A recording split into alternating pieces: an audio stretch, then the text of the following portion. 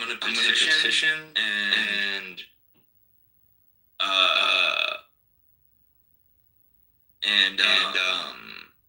do it for like a bunch of different topics. And then at the same time, I'm gonna gather all of the signatures, emails, and start an email list. Right? And then do a bi-weekly newsletter. And then also have this giant fucking email list that we can use in politics. And then start collecting donations through the email list. And subscriptions through the email list. And I'm gonna throw an event. I'm gonna throw a big public event. And it's gonna be the Maha Walkathon, the Make America Healthy Again Walkathon. In Washington D.C. next summer. And use the money that we get from donations to basically put that together. And it's gonna be huge. So that's what I'm working on right now. I'm working on the website.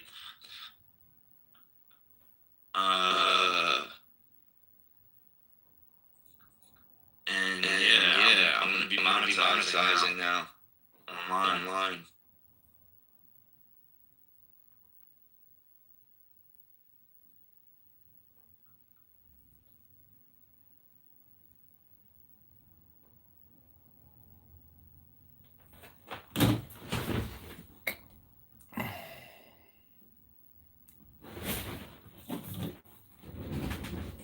Yeah, that's great.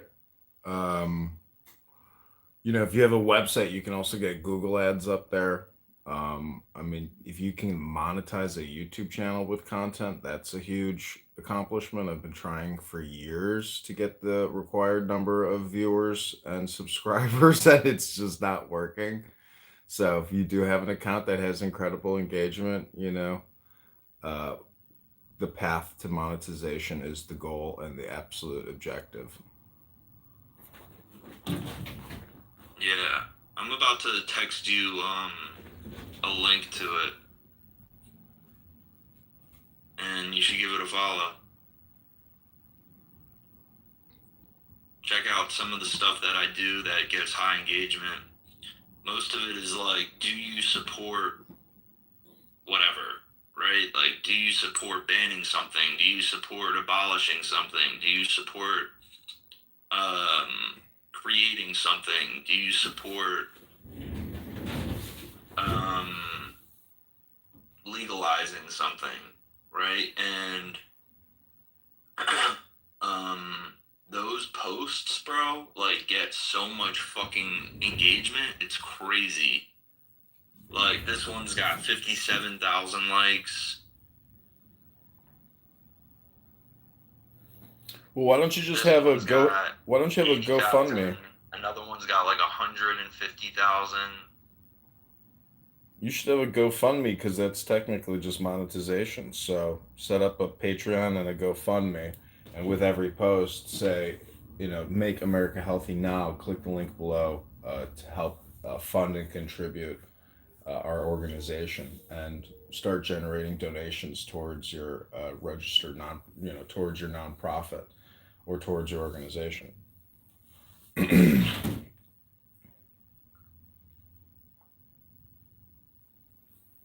Because I mean, even your ex posts, do you support RFK? It's like, I mean, the engagement is incredible. So you should definitely have a Patreon or a GoFundMe set up.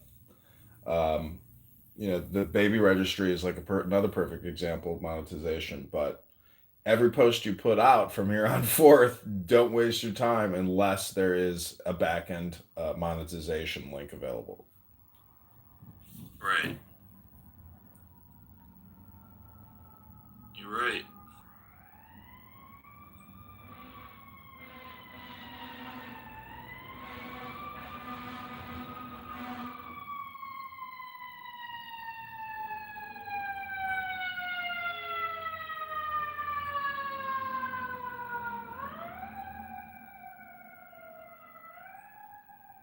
Q, what's up, brother?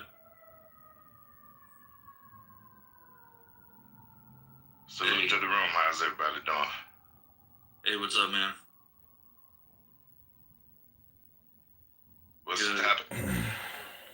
No, man, I just revealed my plans to the room to monetize online and at the same time throw a public event.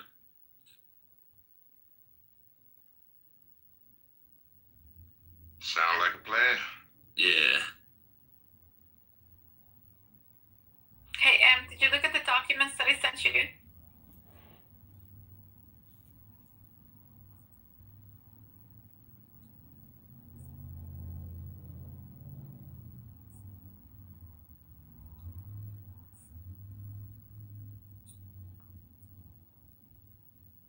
Oh, you got your baby registry.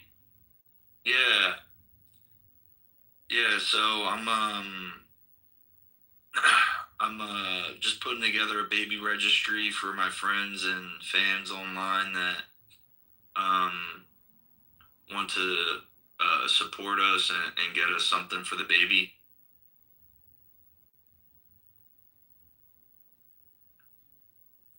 Are you ready against this? Yeah. You're gonna have the best of both worlds. You're gonna be complete. Yeah, I'm complete. Yep.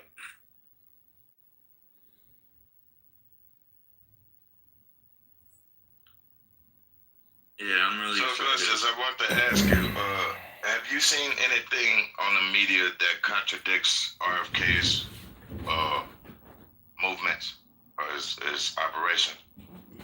Yeah, I mean, the mainstream media is after him. So are they lying? Yeah, they're lying. Yeah. So how do we know that they're not lying, showing us something that Trump is possibly not even saying? It's like the things that they showing Trump saying contradicts his original stance.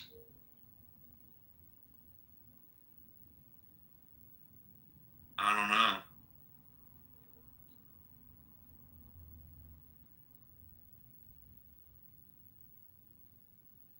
I don't know. That's a hard question to answer. What was your question? John, you want to try? I don't know. John's a big RFK supporter too, so. I was looking at my phone. What did you ask? Is the media showing things that RFK's that contradicts RFK's movements as far as what his original stance were versus what the media is saying that they're saying now? There's been a lot of switch-ups, a lot of change-ups on what the media is showing us versus what these people's operations were in the beginning. Yeah, it's just the constant, never-ending hate street that they pump out. It's anti-scientific. I don't know. You got to watch the Kennedy Q&A with the Senate Democrats, with Senator Warren, Senator Bernie Sanders, Senator Wyden. These people that's where he said we need new studies dealing with the medical industry. There's never been studies. Exactly. So the vaccines, they don't even undergo placebo testing. I mean, I have an AP. I took AP Bio in high school.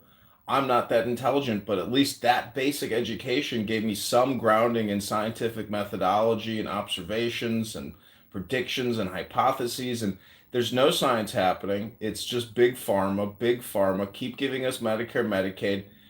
They want to shut up Kennedy. They want him silenced. They want his supporters silenced. They don't want Americans having any thought or input or any idea about what has been happening and the big pharma, Medicare, Medicaid, U.S. global takeover since 2000, since the year 2000. It's platform medicine. Every year you got to keep getting your updates to your new platform in your body. This is absolutely insane, has unintended consequences, is extremely dangerous for we the people. It is extremely dangerous because the United States of America is the people. That's it. All the land, all the buildings, all the banks, all your dollars, it means nothing. The people are all that matters. So if you, the commander's intent with Donald Trump is save the babies, save the babies, save the children. And that's what Kennedy is doing. He's forcing the senators who have tens of millions of dollars of big pharma money sitting in their bank accounts while they scream like hyenas, jackals, banshees. These are the most dangerous and biggest liars amongst us. Senator Warren, Senator Bernie Sanders, they're all fakes. They're all frauds. They don't give a shit about your health. They don't care about science. All they care about is destroying Bobby Kennedy because they are deranged psychopaths. That's my opinion, and I'm sticking to it. Yeah, he really opened my eyes when they made that statement during that hearing that they need new studies, new science dealing with the medical industry. Come to find out, anything dealing with immune suppressors or medicines or vaccinations that's killing your immune system, then he's right. And the list of immunosuppressors, the medicines that causes autoimmune disease, man, that's a long fucking list of medicines, over-the-counter medicines, prescribed medicines that's under that umbrella. Immunosuppressors.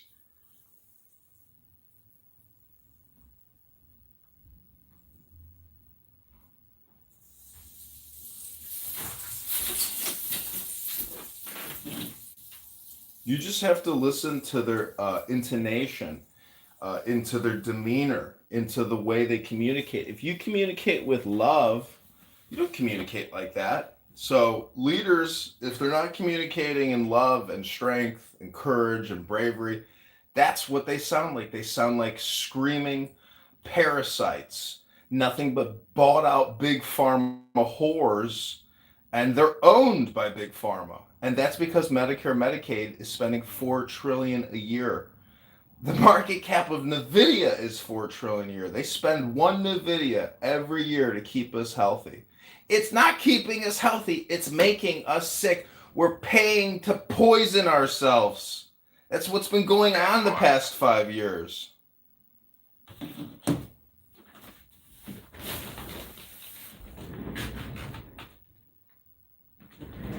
Well, actually, I think it's longer than 5 years. Oh yeah, 40 years. Legal to heal people, or is it just treatment? It's not treatment, it's poison. And for 40 years, we've been doing it. We've let runaway biopharmaceutical corporations and their supposed scientists create cures for everything under the sun except for changing the diet at McDonald's. So we're just led by clown world people in a clown world. And it takes individuals like Augustus who can recognize a scam when they see one and call it out. And look who's the head of HHS, Bobby Kennedy, who's been vocal about this issue his whole career, about poisons, about pollution, about big pharma science and the lies, and all the parents who kept begging Kennedy, save us, help us, our children have autism, why? Why? Help us, help us. And finally, he's in a position to help. And big pharma, who funds every senator and every Republican, wants him shut down. They cast every dispersion in the book, but it's not sticking because he's a strong man.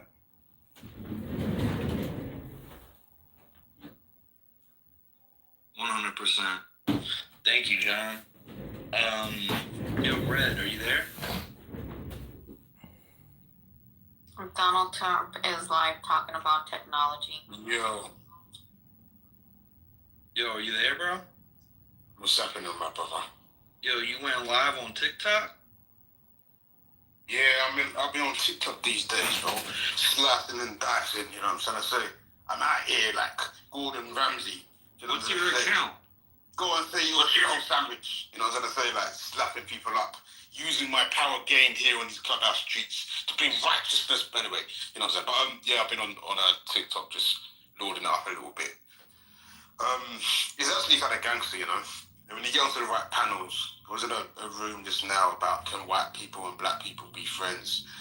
and it's hosted by a British black mixed race guy, which is quite interesting. But I was just delivering some noble truths. You know, again, it's always the establishment, never the people, but people always want to bring.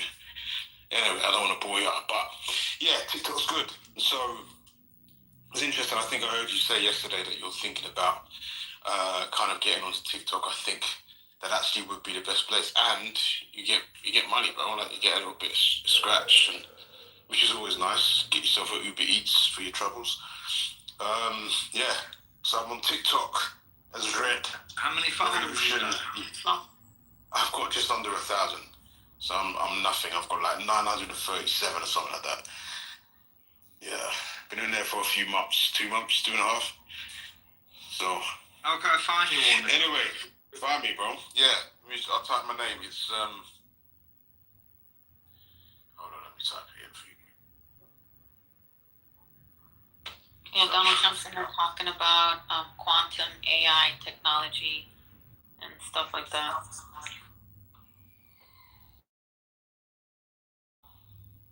Yeah, I just made a TikTok.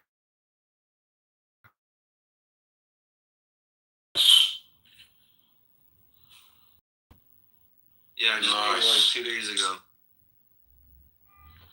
Wicked bet. I'll find you Wicked bet. That's crazy. Wicked.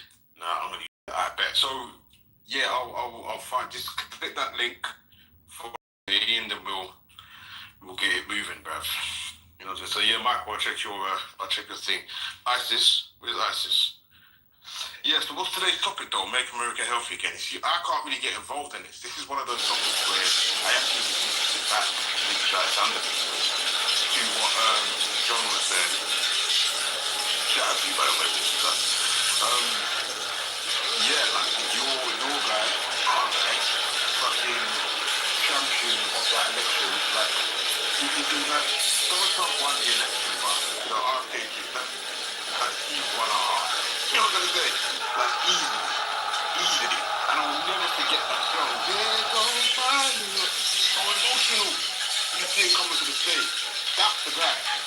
He's him. He's the person who needs to do the thing that needs to happen in order for American citizens to gain access to better healthcare, better drugs, and stop being greedy with these lethal injections. So I'm just gonna sit this one out, get back in, and make myself a cup of tea. But yeah, it's on you guys.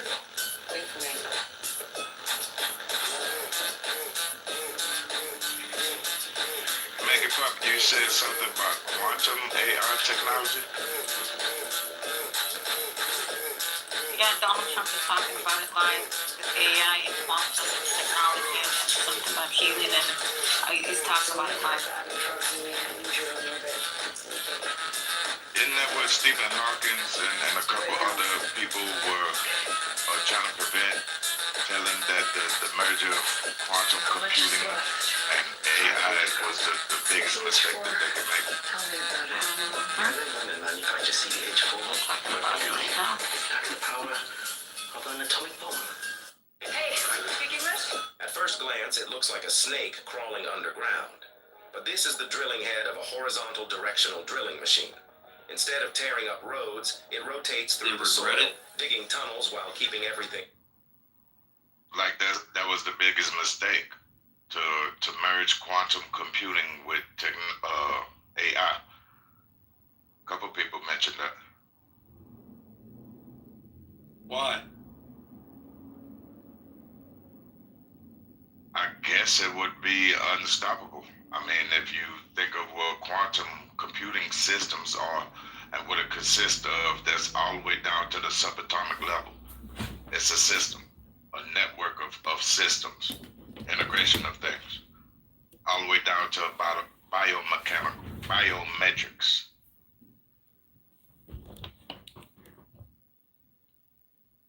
I would aid him. Keep in mind what we were just talking about earlier. He said this would help him aid and assist in invading over there in the Middle East. Trump said that? Yeah, right now they're seeing it on their live. Man, come on. I could have swore he mentioned that he's not getting involved with Israel. Look at him right now. The guy's helping him. They're speaking into it. He's in there. I'm telling you. That's what I'm talking about with Middle them. East getting the aid and invading over there. Look what the Hamatarian Castro. This is what the guy's talking about. And he's just standing there and he's like, okay, I guess go for it.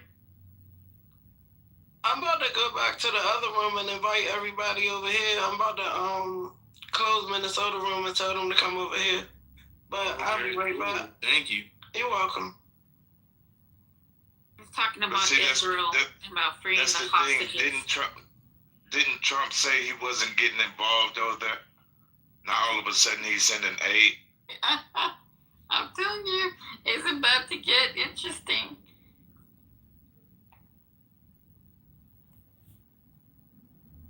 Everybody's always so concerned about AI and quantum computing as if it's going to create some kind of, black hole or some type of new sentient organism. I just view it as a scam on the taxpayers. In Illinois, Pritzker gave hundreds of millions, billions of taxpayer dollars to build these quantum facilities. And I just think that it's really just another form of spam that unfortunately we, the humans of this world, are really the end all be all of 60 billion years of evolution and the universe creating us, and all this stuff we're putting all this money into isn't housing, it isn't lower utility bills, it isn't lower property taxes, it isn't lower income taxes, it's nothing but taxes. And it's all in order to essentially build new technology to spam us, just in the same way that all the algorithms and all the platforms have controlled our minds and have created mind viruses and have degraded our bodies, made us less healthy. So I think the only thing we have to fear is fear itself. You said that they were using millions of dollars for these facilities. They're actually building these humongous warehouses. I've delivered to several of them. They are building these warehouses, the network server warehouses, and another warehouse that's integrating technology. This warehouse is next to a biolab. They are putting these facilities in across the nation. That is going on. Said something about Palestine and Israel, and this guy is. Am I fucking just looking at scripted shit, or they're just being role playing? But you should just read it, the shit that these individuals are saying over here.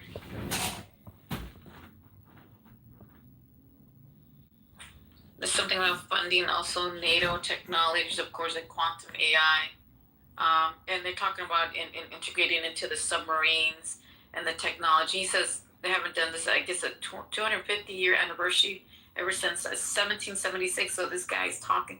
He's just sitting there, just standing there like a moron, like, bro.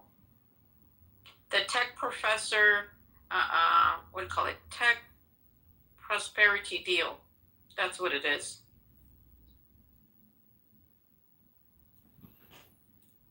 What are you watching right now? It's live. It's Donald Trump live, talking about that they're going to go with AI, quantum. And then he's saying something about. Whereabouts? Live where? Is it on Twitter or is it on every He's on. Well, I see him live right now on Facebook because he's live. They're Fox News is broadcasting him. Okay, cool.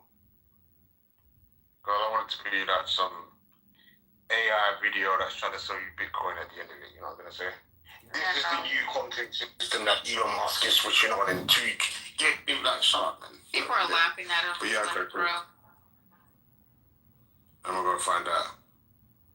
No, they're not laughing in the Midwest. They are not. No, I think it's just crazy how it's getting over there, like submarines and AI, quantum, all this shit, and then talk about Palestine, then giving them more advanced technology to go invade all these other lands. Oh, God.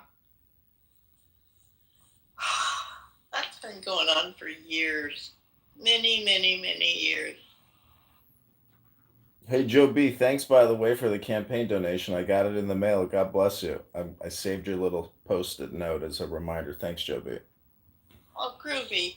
Congrats. I even though you go crazy on here, I'd rather have crazy than stupid. That was really sweet of you. I guess they should put more like diapers and more stuff on the baby registry. I'm about to buy some stuff. Thank you. Yeah, he has a baby on the way. Augustus, you didn't tell your godmother the hell? I just got back online. Don't kill me, but yeah. So we got married. Me and Stephanie got married. We met on the RFK Jr. campaign and fell in love, and then we got married shortly after the campaign was over, and we got a honeymoon baby on the way. So he's due December 14th, and yeah, she's like 7 months pregnant. And I just put the baby registry up at the top because a lot of our friends and folks here on Clubhouse and on X Spaces have been asking how can they get us a gift. So I put the baby registry up at the top. Somebody recommended that I do that in this room because they wanted to buy something. And yeah, we really appreciate it. You should put the things big and small on there. Also, I don't know if you got a bottle warmer. I'm just throwing some things out there like a bottle warmer. If you need like a rocking chair or a crib, I think you should put the big and the small things on there. Also, you're gonna need a whole fucking lot of diapers. So you probably should put some newborn diapers in there. Big boxes of wipes. You can't really have enough bibs, the washcloths, like the packs of onesies, get the all white onesies or whatever. What else? I think you got a lot of other stuff. If you want to get room decorations, you can put all your stuff in the baby registry. And just every time you open your room, tell everybody, you know, if they want to get something for your baby that you got on the way, that they could click the link at the top. So yeah. I just told my wife to add that to the diapers and the wipes. The big stuff, though, we got all that stuff already. We already got everything. But, yeah, we just picked out, like, some fun stuff. Go ahead. Sweet, congrats. I'm so happy for you. I am overwhelmed. I'm so happy. God bless it. So wonderful, Augustus. And I'm going to go on that. And thank you, Ryan. Jeez, thank you. Oh, you're welcome. He talked to me and let me know he a first-time parent, so I'll just be throwing stuff out there for him. I definitely feel like, you know, you're not going to be able to have enough diapers, wipes, bibs, the washcloths, the onesies. Like, get a pack of onesies, like the multi-packs of onesies, that's good to have. Different size of diapers, different sizes. Yeah, different sizes, not just newborns. Some kids don't even wear the newborns at all. They be too big for the newborns when they born. And if you sturdy diapers, like, I don't know, some people got stuff against it. For my daughter, I had Pampers at first when she was first on, but they didn't hold up eventually, so I put her in Huggies. Huggies was the best diapers. That held up or whatever. I remember that I was low on money and got some fucking Loves. Those were the worst diapers at all. Like, oh my God. You should put stuff on there for her too, for your wife too. You know, she'll need things if she's breastfeeding, whatever. She'll need things too, or comfort things, or maybe you, or whatever associated with that too. You guys are going to need things, you know, so do that too. I'll support all that stuff. I love this. This is wonderful. And for her too, Augustus, keep in mind, apart from your child, she's going to need some stuff for herself. I just texted her that. I just said, can you add diapers and wipes to the registry and anything for you want? So yeah, because she's gonna have to keep in mind the mother also needs a lot. Her gowns, maybe slippers, stuff for her mother. You know, due to that bringing the baby. she also needs care for her. So there's going to be stuff that she's going to need for her also. Aromatherapy good, like lavender scents and stuff like that too. No, not lavender. You gotta be careful with lavender. It could trigger epilepsy. I don't know if you decided to bottle or breastfeed, but you could pump the breast milk and introduce it into a bottle to alleviate the separation anxiety that mother and child will get. But may I recommend if you go bottle route, glass. You beg me later, do not use plastic, use glass bottle. Yeah, we got glass bottles too. Yeah, you're right. Yeah, my wife, she's like a holistic type person. She's a Maha type person, make America healthy again type person, and she's all about it. So, Miss Dawn, right? We're about to name him after me. Yeah. That's what's up, man.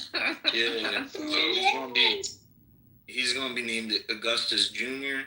So I'm gonna call him AJ for short until he wants to. Yeah, I thought you would like that, bro. I love it. Shout out to you, my brother. Bringing another one into the fold. Yeah, I thought you the would council like of Augusta. That is what you're the starting this whole thing. My father is alive. He's 87. There's a force, and he has experienced this joy of his great grandson and all this. It's beautiful. So you're just beginning this journey. It's a beautiful thing to see this. So I'm so happy for you. I'm telling you, he's going to be complete. I might have to call my son Augustus, I never thought about that. I might have to continue the legacy, continue on the Caucasian side. I'll do the sort of, I hate these terms, Caucasian, Negroid, what the fuck? You're not going to say you do it on the white Augustus side, I'll do it on the black Augustus side, okay? Yeah. There we go. Yeah. Let's fucking go. Let's fucking go, bro. Shout out to you, Dawn. It's been some time. Still waiting on my tequila.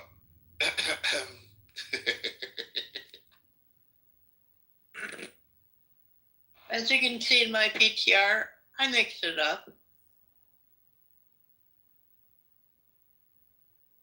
Let me see. You with your daughter? Yep. I'll try to find one of my grandson who's got the black mix. So we're a rainbow family. That's cool.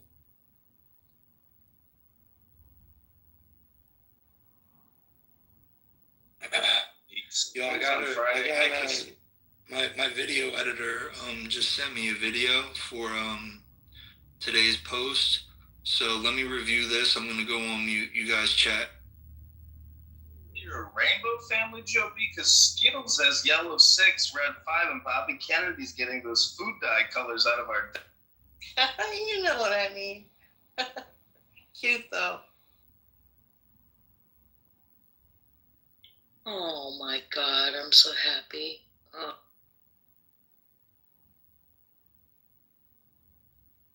That link above and help Stephanie and Augustus wardrobe their baby, everybody. Yes, this is fun. I love doing this stuff. It's so fun. Raisha, thank you. God, that's so cool. Oh No my problem. God. I just bought one thing. I'll buy some more stuff as the time go on and y'all put more stuff up there. Yeah, that's a good point. Oh my God, thank you. Something that I learned throughout my kids' life, we bought expensive cribs, and they probably slept in that crib 3 times. For me, I had one of the cribs that turned into a pack and play. You could change it, and I had a bassinet. Now, I'm not gonna lie. When I first had my daughter, I had the bassinet that was right by the bed, and she did use that. Now, the crib, I never really used it, but when I busted down and turned into a pack and play, like, she actually did use that. But the crib, she never really slept in the crib too much. Like, $400 cribs and they only use it 3 times. Come on, man. Yeah, the only crib that's worth it, in my personal opinion, is if you get the one that transition into a pocket play eventually. Like, you could basically, take it apart and redo it and it turn into a pocket play. But, yeah, some people do be scared to put their kids, like, right beside the bed or in the bed with them. So it depends, Q. Some people use their cribs. I don't know.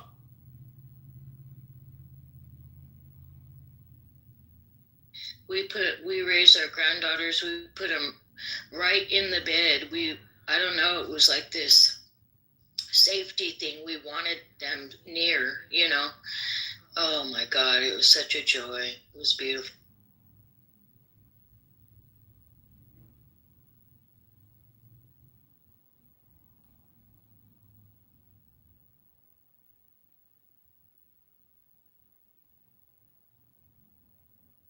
Okay, I just reviewed the content. I had requested some small changes from my editor. If you guys aren't following me on Instagram, I'll put the link to my Instagram in the chat. It's at RFK Maha Instagram. And it's the biggest one out there besides his own, right? So I put a lot of effort into it. If you guys want to follow it, that would be great. I just put it in the chat. Okay. Good morning. So yeah, man, there's like a lot of crazy shit going down, a lot of crazy shit going down in the Maha movement. Just last week, newly released emails reveal Dr. Fauci instructed NIH employees to destroy federal records in an attempt to conceal key information from Congress and their COVID investigation. There's that. To highlight some Make America Healthy Again wins, there's been 900 Maha-aligned measures and legislation introduced nationwide. 56 big food commitments to remove food dyes, and 34 states adopt Maha legislation. So, Augustus, what region do you represent? I'm in Washington, D.C. Well, I'm in Chicago area. Maybe we should talk. Okay. 100%. So what's going on in D.C. that the media isn't showing? That people like the fact that the National Guard is here. I came across some information that they're not just cleaning up parks and cleaning up graffiti off the walls. They're actually in operation of, getting deportees. They're actually out there arresting and deporting people. The individual from Israel is speaking, and he's clarifying the assassination of Charlie, and he's in there speaking about it. So he just addressed it.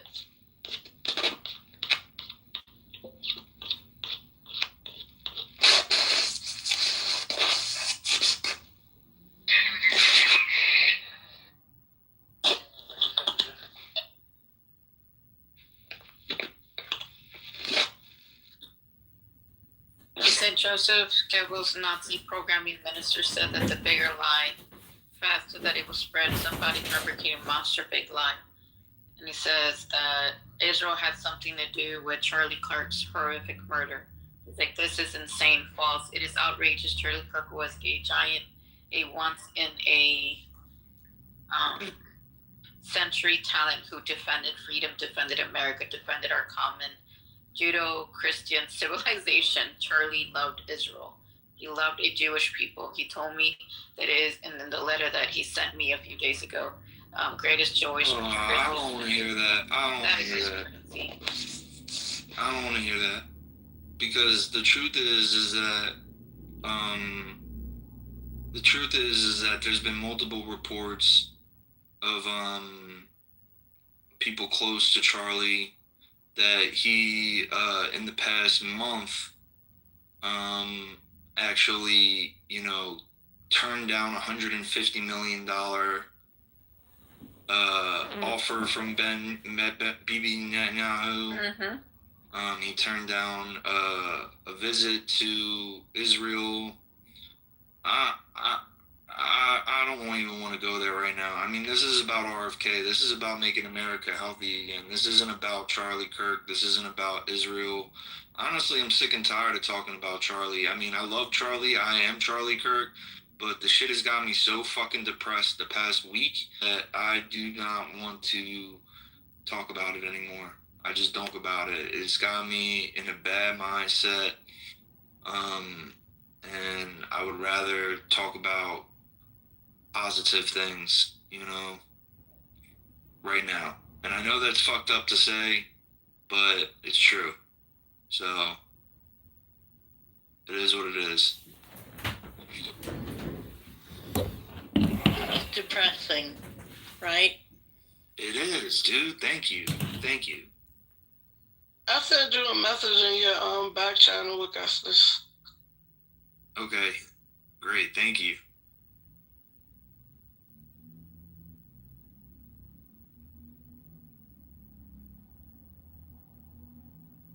So do you have names picked out? Yeah, we're gonna name him Augustus Jr. Oh, sorry, I think you said that. What's the I due didn't date? retain. It's all good. What's the due date? December 14th. Oh, dope. I think he might be about 2 weeks late and born on January 2nd. I'm just saying. Just time before the oh, that's so nice. Holiday baby.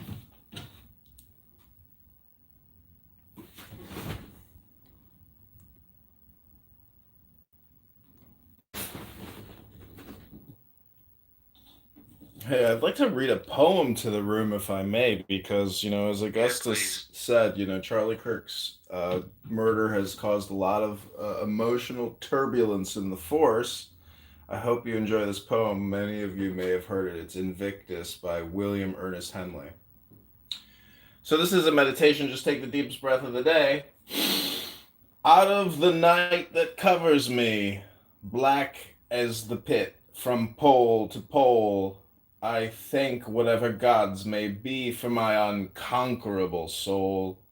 In the fell clutch of circumstance, I have not winced nor cried aloud.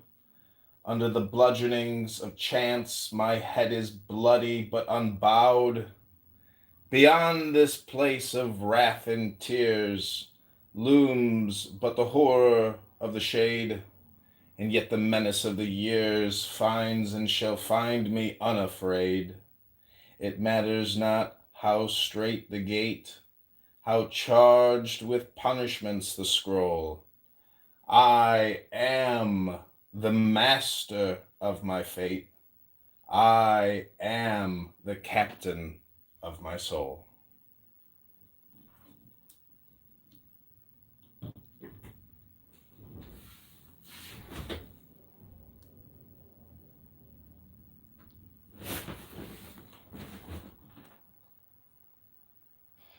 Keep it up, John.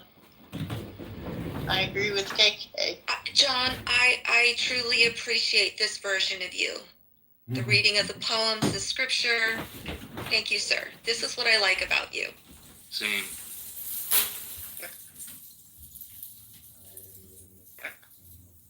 And when he goes and talks about RFK Jr., it's so passionate, bro. Like, he's a real supporter. And, you know, as somebody who's dedicated their lives to RFK Jr.'s movement, I just really appreciate John's enthusiasm and passion for everything that is a part of our agenda, right? So, yeah, thank you, bro. Thank you for your support. The other night I was with RFK Jr. on Monday night. I was with him, Dr. Oz, Dr. Robert Malone, Dr. Eric Berg, Russell Brand, and a bunch of big hitters. And wow, what a room to be in. I mean, it was very intimate. It was a very small room. And we were talking shop, man. Like, it was heavy. Basically, we got into a conversation about the technology of war and winning this war that we find ourselves in without violence, without firing any bullets, but with our ideas, with our content, with our talents. Hold on, I gotta review this new piece that just came in.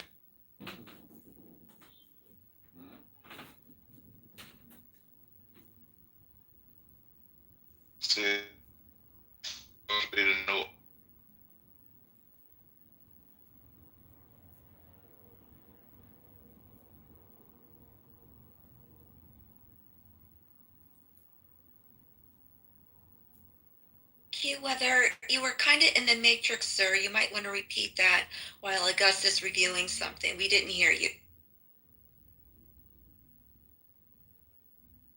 No? Much better, thank you.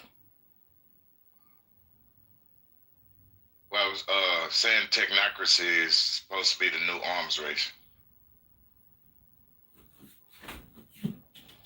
Define that, please. That goes with correlates with what Augustus was just saying. How they're conducting wars without having to use any bullets or anything. Technocracy. They're using technocracy to locate people that are a part of this global spy network, possibly. For us simpletons, that would be mind games. Well, I mean, from this current news media broadcasting versus what was said in the beginning of their campaign, I mean, it's already started. The media might be controlled by AI at this point, from my observation. You know AI is driven by man, right?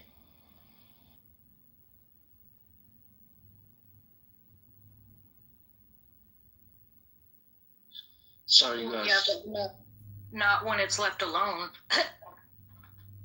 It doesn't go anywhere. Is someone from New York here? What?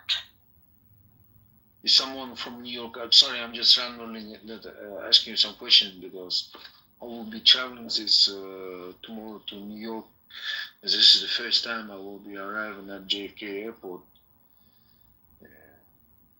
I don't know. Just asking you, are you guys from New York?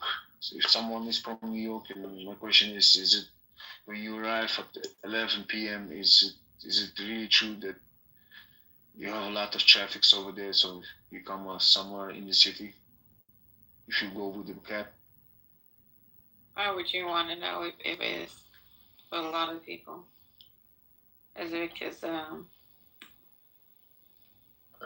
not familiar in there, so this is the first time that I'm traveling to the United States, so it's quite. So you're going to the city that never sleeps.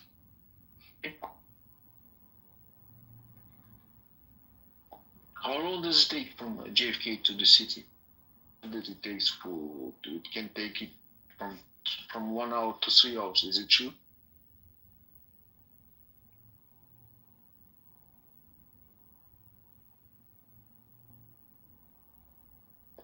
I don't know. How long from JFK to the city? I'm not sure. Anyone know that? I mean, it depends on the way you get there. If you're driving a taxi, sometimes those taxi drivers will elongate the trip. Okay. So taking the cab What about where should I stay best? So, look, I don't want to face some trouble or something. Hey, bro. I suggest you use ChatGPT. ChatGPT everything. I want to go New York. How far from airport to the hotel? Asking to make a plan for you. Everything is in it. Yeah, I know. But I mean, Yeah. which place should I stay? Look, I don't want to have problems. Nobody here is from New York, bro. Nobody's from New York that would have said something like that. Okay, I got it. Sorry, guys. Just interrupted you. I'll be quiet now. Kuat, I just put a link in the chat for the JFK airport, from the airport public transportation into the city. So it'll tell you your options as far as bus or train. But you're flying into JFK, not Newark, correct? Yes, I'll be Okay. around. Yeah. Okay, Well, there's a public information, so it's in the chat. Okay, thank you. Let's bring them. Okay. Perfect. Okay, thank you.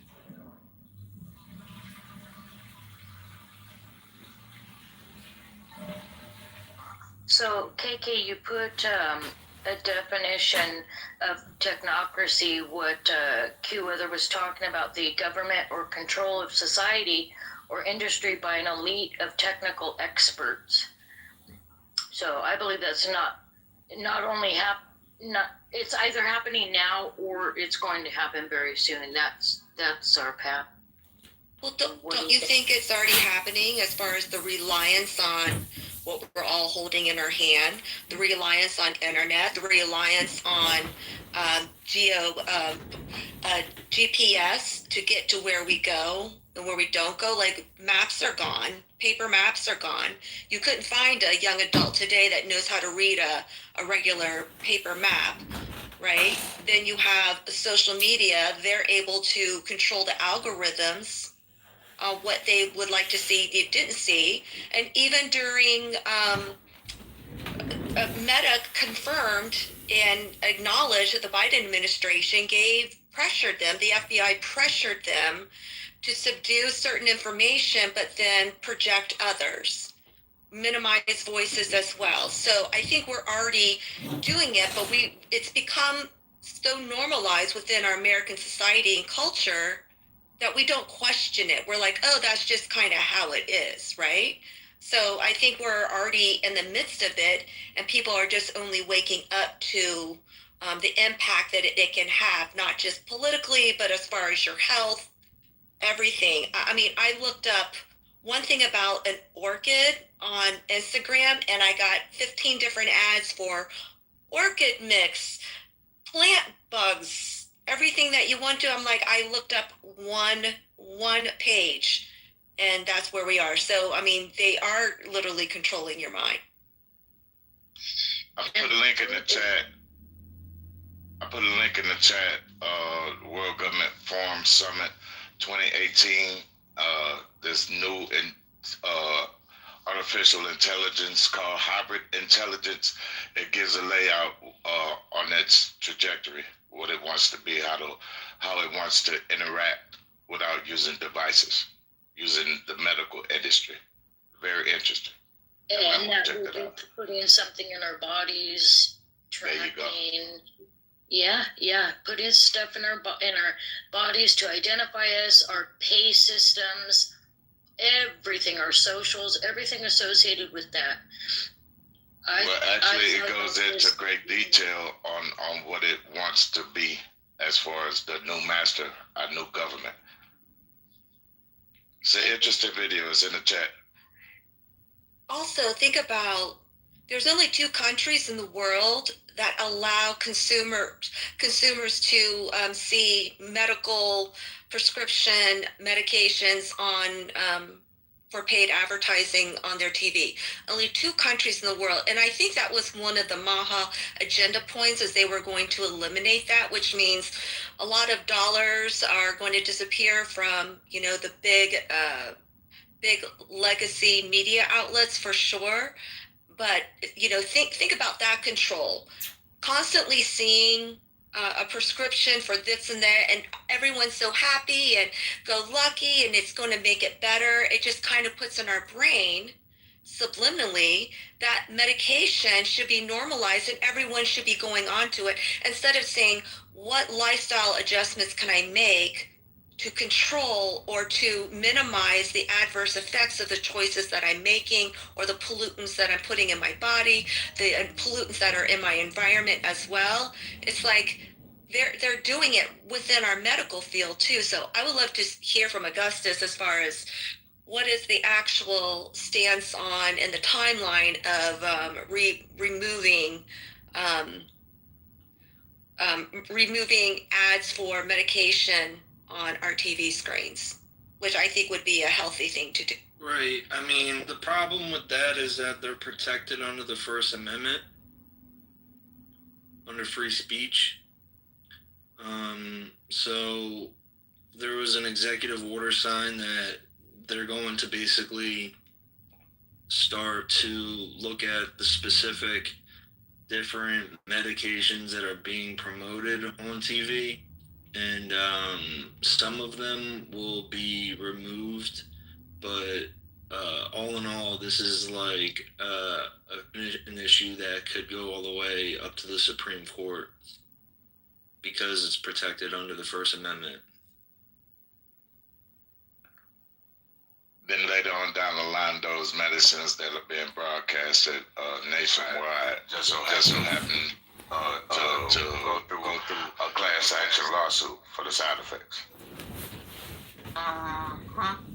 So I think that's what they were saying, is that they will allow the advertisement, but you have to give full disclosure on the adverse effects of it, which would be, and many times, 4 minutes long. Understanding the price of actual ad space, that would be very expensive for medical advertisers.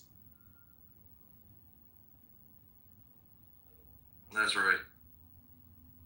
But don't you think it's interesting that there's only 2 countries in the world that allows this? And I thought, John, what you wrote in the chat was very interesting about NLP. Very interesting.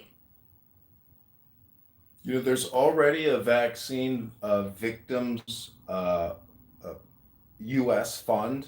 This is what I researched during the pandemic. There's already a United States of America vaccine fund for vaccine victims to compensate them because so many children do have severe injuries from these vaccines. There's already that fund in place, but it's not for COVID-19. So Kennedy, I believe, is trying to rip away the indemnity that was given to them during the national emergency for COVID-19. And in terms of deceptive advertising practices, I've worked in digital advertising for 20 years. It's everywhere. Facebook and Google are the biggest purveyors of scams on the planet. It's called deceptive advertising, clickbait. It's called.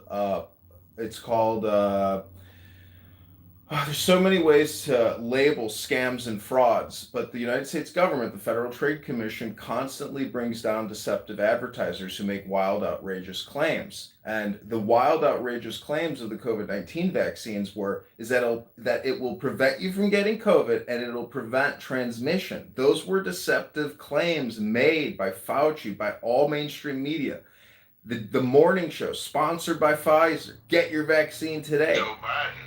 Joe Biden say that it would hear you. Exactly. When the government makes the claims, it's not deceptive or illegal because they're the government. So we don't just have a big pharma problem. We have a government problem. This means employees and elected people in government are the problem. We live in clown world, and this is a war. Don't make no mistake about it. This is about yourself, meaning that your brain and many people on this app are completely co-opted by the narrative. And the only real truth in the law is when you break the seal of violence, now we got a bigger problem. But the truth is the war for your mind starts at the advertising level. There's publishers and there are advertisers and there are consumers. And so if you want to liberate yourself from the system, all you have to do is click that link above and buy little Augustus II a little baby onesie. So Stephanie doesn't have to fork out that $20 to get that new outfit, everybody. And don't forget to look at the green and the blue options, beautiful color patterns, manufactured in China, of course, but that baby, Augustus II, is going to love that outfit. So if I could just jump in, guys, can you hear me okay? Yeah. Yes. So I'm old enough to know that it used to be illegal for drug companies to sell, advertise on television anywhere. And Bill Clinton, that era changed that, where he allowed that or signed off on a congressional to allow for that. So that all started in the late 90s. But prior to that, it was illegal. So I don't know if people know that story, but that is the truth. And we're all beating around the bush here on the technocracy. And there's an alignment in our current government right now that's deeply concerning to me, and I've been railing on this for over a year now, and some of you ain't gonna like it. But the unholy alliance between Elon Musk and Palantir is gravely. I don't know if people want to talk about that, but so Elon's grandparents, I don't know if you've done a deep dive on Elon. His grandparents were Canadian, one pair of them, and they belonged to a political party in Canada in the 1940s. You guys aware of this? Vaguely. Say it again. It's called Elon's grandparents belonged to a political party called the Technate Party of Canada. Technate. N-A-T-E. Okay? And this Technate Party, we're talking 90s, two of the pillars on their platform were, believe it or not, having a social credit score using technology. Okay? Social ID, the whole fucking thing. This is 1940. The other part of the platform was a unification or annexation of Greenland and Canada to the United States. So if you all just thought, holy shit, yeah, what a great idea. Strategically, it makes sense to have Greenland and we'll make Canada. There's a methodology behind this. It's not just some random Trump said, hey, we need Greenland. This was Elon Musk driving this. This party's almost 100 years old. Party was outlawed in Canada. Then they went to South Africa, his grandparents. All right. And now we have Palantir literally taking over all the data that the government acquires, and then some, and then using AI to have predictive programming or predictive pre-crime, predictive, and this is where Maha jumps in, and I'm not bashing it, but he talked about wearables. And need wearables is if you want to track people's health. And the platform that they use. It's very disturbing.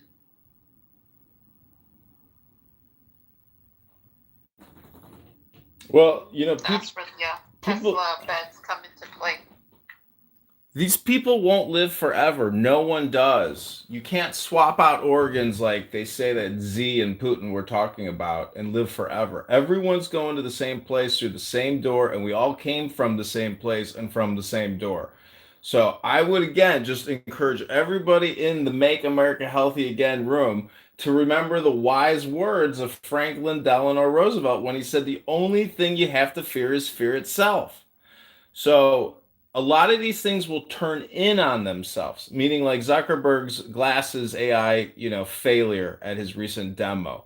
But the truth is, We need more transparency. And if everybody was transparent, there'd be a lot less crime. No one knows what the future has in store, but today is how you can start making yourself healthy again. Go touch grass. That means go for a walk. Take 10 deep breaths. I have a little ring finger clicker, and every time I take a deep breath, I click it and I count how many deep breaths I'm taking today because our breath is life and breath will help you focus. And focusing and determining your priorities is how you can personally achieve self governance and personal responsibility and self reliance because our solutions aren't going to come from the government. The government only creates problems. But you, as an individual, if you can make your life better by solving all your little micro problems, then you can start working on bigger problems. Like clicking that link above and buying a cute little baby onesie for Augustus II. Yeah, I think that's a good point, John. But also, I think what Michael is saying that if we're not aware of what to look for, then we fall right into it. And so, awareness and the ability to be aware in order for us to fight back and stop it, right, is important because we know their goal, they can't live forever. However, the goal is transhumanism, right? That is the goal because they've been freezing bodies since I was a child, cryogenics. So I knew that at a very early age. So, and people are still saying that's a conspiracy theory, and that's not. Well, So Dawn, it's important for people to know. Dawn, awareness is ultimately important, but what happens when you put honey and chocolate on a turd? It's still a turd. So all communication is hypnosis. Just know that. Don't believe the lies, Dawn. The lies are gonna just drive you wild. They'll never stop. No one's going to live forever, and there's nothing new under the sun. Everything that is has already been. These supposed technocrats who are supposedly the richest amongst us and supposedly the most intelligent, they don't believe their own shit, Dawn. They know they're full of shit. They know it's a surveillance state. Meta, Google, all these wearable devices. I hate to say it, but even Bobby Kennedy's, who believes in, health diagnostic wearables and tracking, maybe it can be helpful. I'm optimistic because data is important. Most people are unconscious about what they're doing to their bodies every day. Many people go to McDonald's, they don't even know they're in McDonald's. Many people have a giant Snickers bar and a slushie at 7-Eleven, and they call that fruit and vegetables. Okay, Dawn? Most people are, as you pointed, unaware of even what they're doing. So awareness is very important. That's why you all need to click that link above and buy a cute little baby onesie for Augustus II, Stephanie and Augustus. Remember, all communication is hypnosis. Click that link above right now. Take that little digit. Click. Now click add to cart. Now click checkout. Jesus. Hey, the wearables is tied to compliance. You all know that. Meaning the doctor's going to get a notification that you missed your dose. You mean Nurse Ratchet? Who's gonna benefit from that? Time to take your medication. Time to take your medication. Time to take your medication. They're going to shut down your payment system. Time to take your vaccination. All that. Time to take your vaccination. Ding, ding, ding. Somebody says it's time to take my medication. Alert, Man, alert, alert. Alert, alert, I alert. forgot to smoke my blunt. I almost forgot. You have not taken your 14th COVID vaccination. Actually, if y'all watch that video on that summit, the wearables is not going to even be needed. Based off of what this thing said, it's going to integrate with you where you can interact with it without any device. It's going to be your new master. Units of measurement. Quantum is unit of measurement at the subatomic level.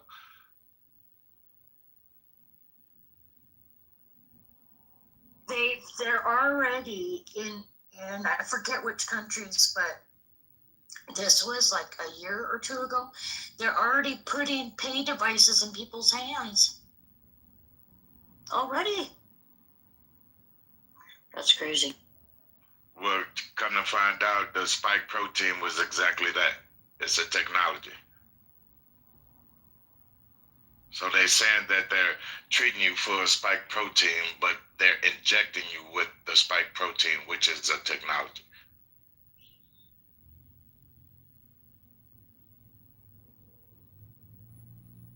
So you got to treat a spike protein with a spike protein. That's kind of like saying, we're going to cut spending by borrowing and spending more. That's what they do. They say one thing and they do the other. It's humiliation hypnosis.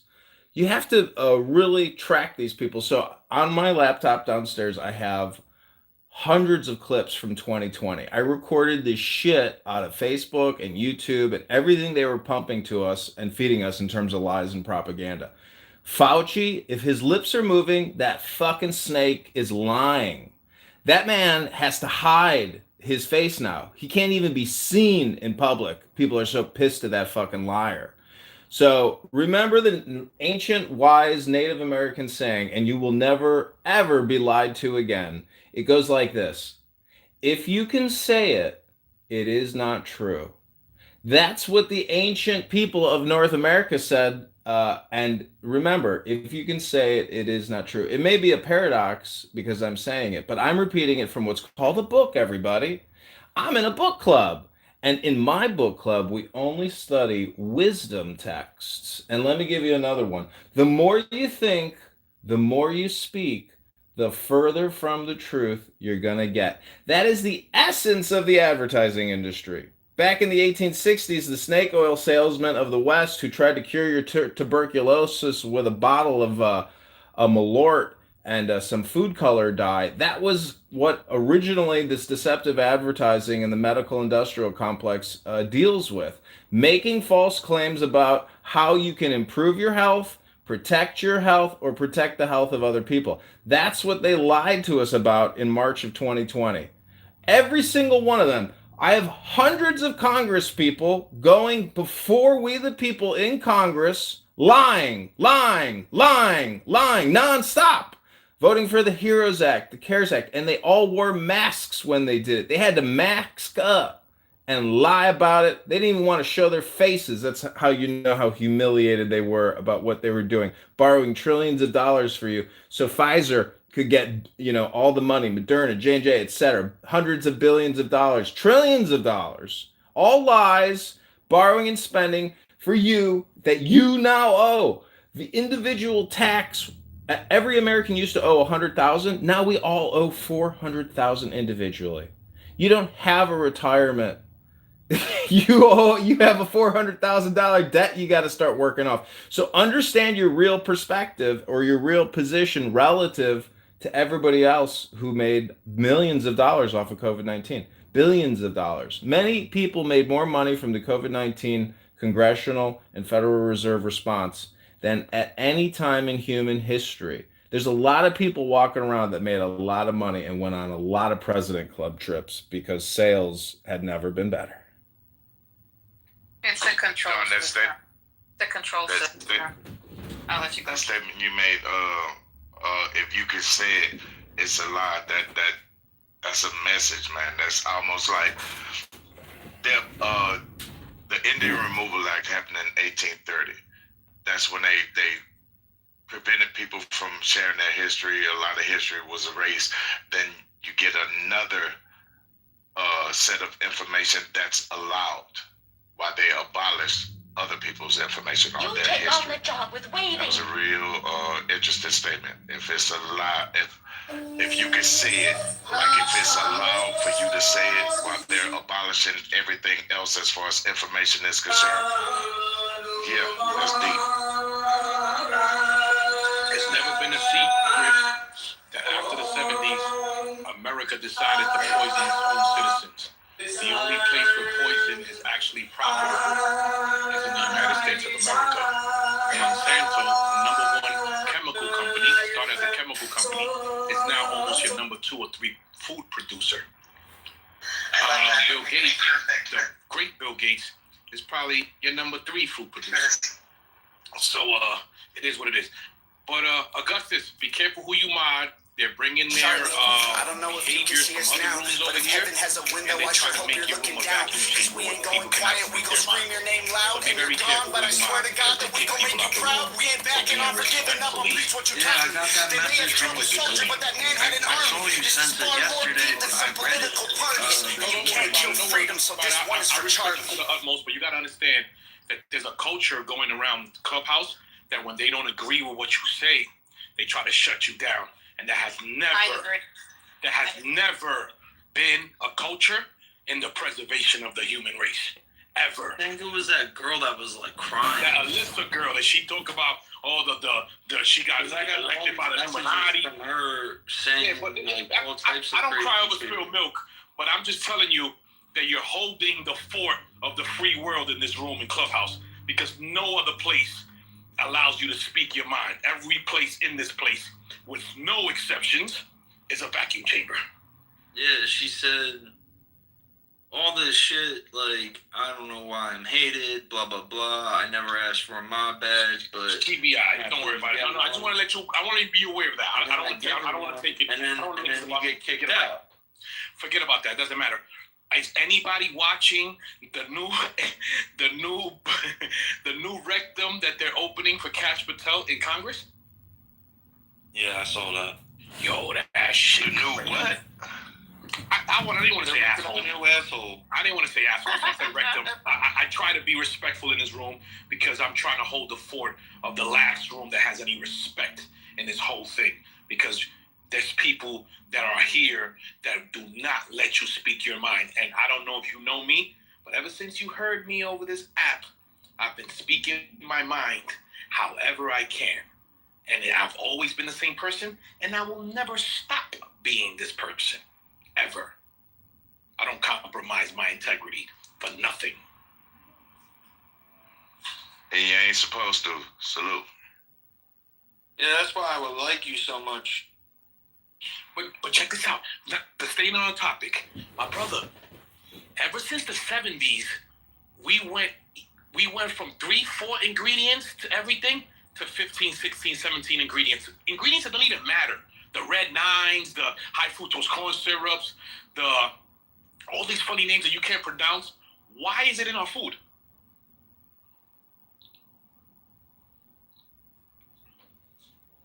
I would say that started before the 70s. The poisoning started when they started injecting people with so-called vaccines. Virus was something that had the word virus was something that either you took or something that had to be injected in you. That's the etymology of the word virus. Slimy substance, snake poisoning, snake venom and poisoning. That's what the word virus used to mean. And its current medical infrastructure, now they're saying this is something that the body naturally produces. That's bullshit. Well, isn't it just the way that, so if they're trying to poison everything, right? And it's like they have the poison and they supposedly have the cure. So they want to benefit one. It's like, what do you get out of it? First, you have the innovation of technology, tracking and surveillance. And then do this intentionally to humanity, right? Like sabotage them and then say, we have all these med beds, we got all this shit, and profit from all that. So you wouldn't be able to create the problem, then profit from the solution that they already made. And then the solution is what's really taking you out. And it's not just here in the United States, they're doing it everywhere. It's just that you don't see it. Of course, the media doesn't, show it, but it actually is. It's just done differently. It filtrates whatever it is over there, and then they come and do it over here. And so it's just a back and forth, but it's all going to be a whole fucking network. And I agree, like, if he was sitting there announcing earlier, going with AI and having that quantum, right, so that would explain all that shit, quantum healing, and then that would explain, Tesla's med beds that they already have. So that's interesting. Whatever all these high-tech individuals that biotech, all that shit, they're literally got together and say, how can we all benefit around the world and make it into that one new system that would fit in all the categories. Monetize, control your money, your sickness, the health organization, like everything that worldwide would be able to benefit. It's a new system. The old system's crashing, so they're trying to profit from this. But that means if they control that, keep in mind, if these individuals don't watch their business and things, if they have it already controlled by that opposition, then they can shut all these and make themselves the top individuals if they wanted to, because they literally put everything everywhere. So it's sensitizing, monitoring, doing everything. They're watching at all times. And censoring, keep in mind, that's where the censoring, that would everything, your amendments, your speech, everything, it's like it's going to have to be filtered to their way of teaching whether you like it. So either you're going to be part of it or you're not. Oh, so you're not going to be part of it. Just keep in mind this and this and this is going to be removed from you. So what are you going to do? That's the controlling oligarchy. Listen, the controlling oligarchy is getting $2 trillion a year off of our backs, we the people, we the host. They are the parasites sucking the blood from this system like vampires. We need to redirect the flow of this borrowing and spending back to we the people directly. If that means liberty checks, let it be. But this government, you can't trust it. You have to go to Open Secrets and see who your congressional and your senatorial representative is taking money from. That is their paymasters. They are bought and sold whores. You have to be politically aware. The primary is March 17th. Everyone in this room has to be a registered voter. You need to find out who you're voting for and who they're taking money from. Okay, I'm a positive optimist. I'm trying to come up with creative solutions here. If anybody thinks I'm correct, put a 1 in the chat, ladies and gentlemen. Put a 1. 1. And that's all I'm saying. Now is all important. Put a 1 in the chat if you agree with me. If you should know who your sponsor, what the sponsored logos are on that jacket of that person you're representing, or who's representing you and that you're paying for. They're borrowing and spending for you. They took you from $100,000 to $400,000 in debt. It's not going away, ladies and gentlemen. You have to be fiscally conservative and financially aware of the situation. This is all dealt with in dollars. We can talk all day long, but the numbers aren't changing. You have to be aware of who you're voting for and who their sponsored companies are behind that person. Go to Open Secrets and look up your congressional representative. Does everybody here know what district they live in? Who's your congressional representative? For federal Congress, go to Open Secrets right now. Type their name in. Post it to X. Post your X handle. Follow me on X.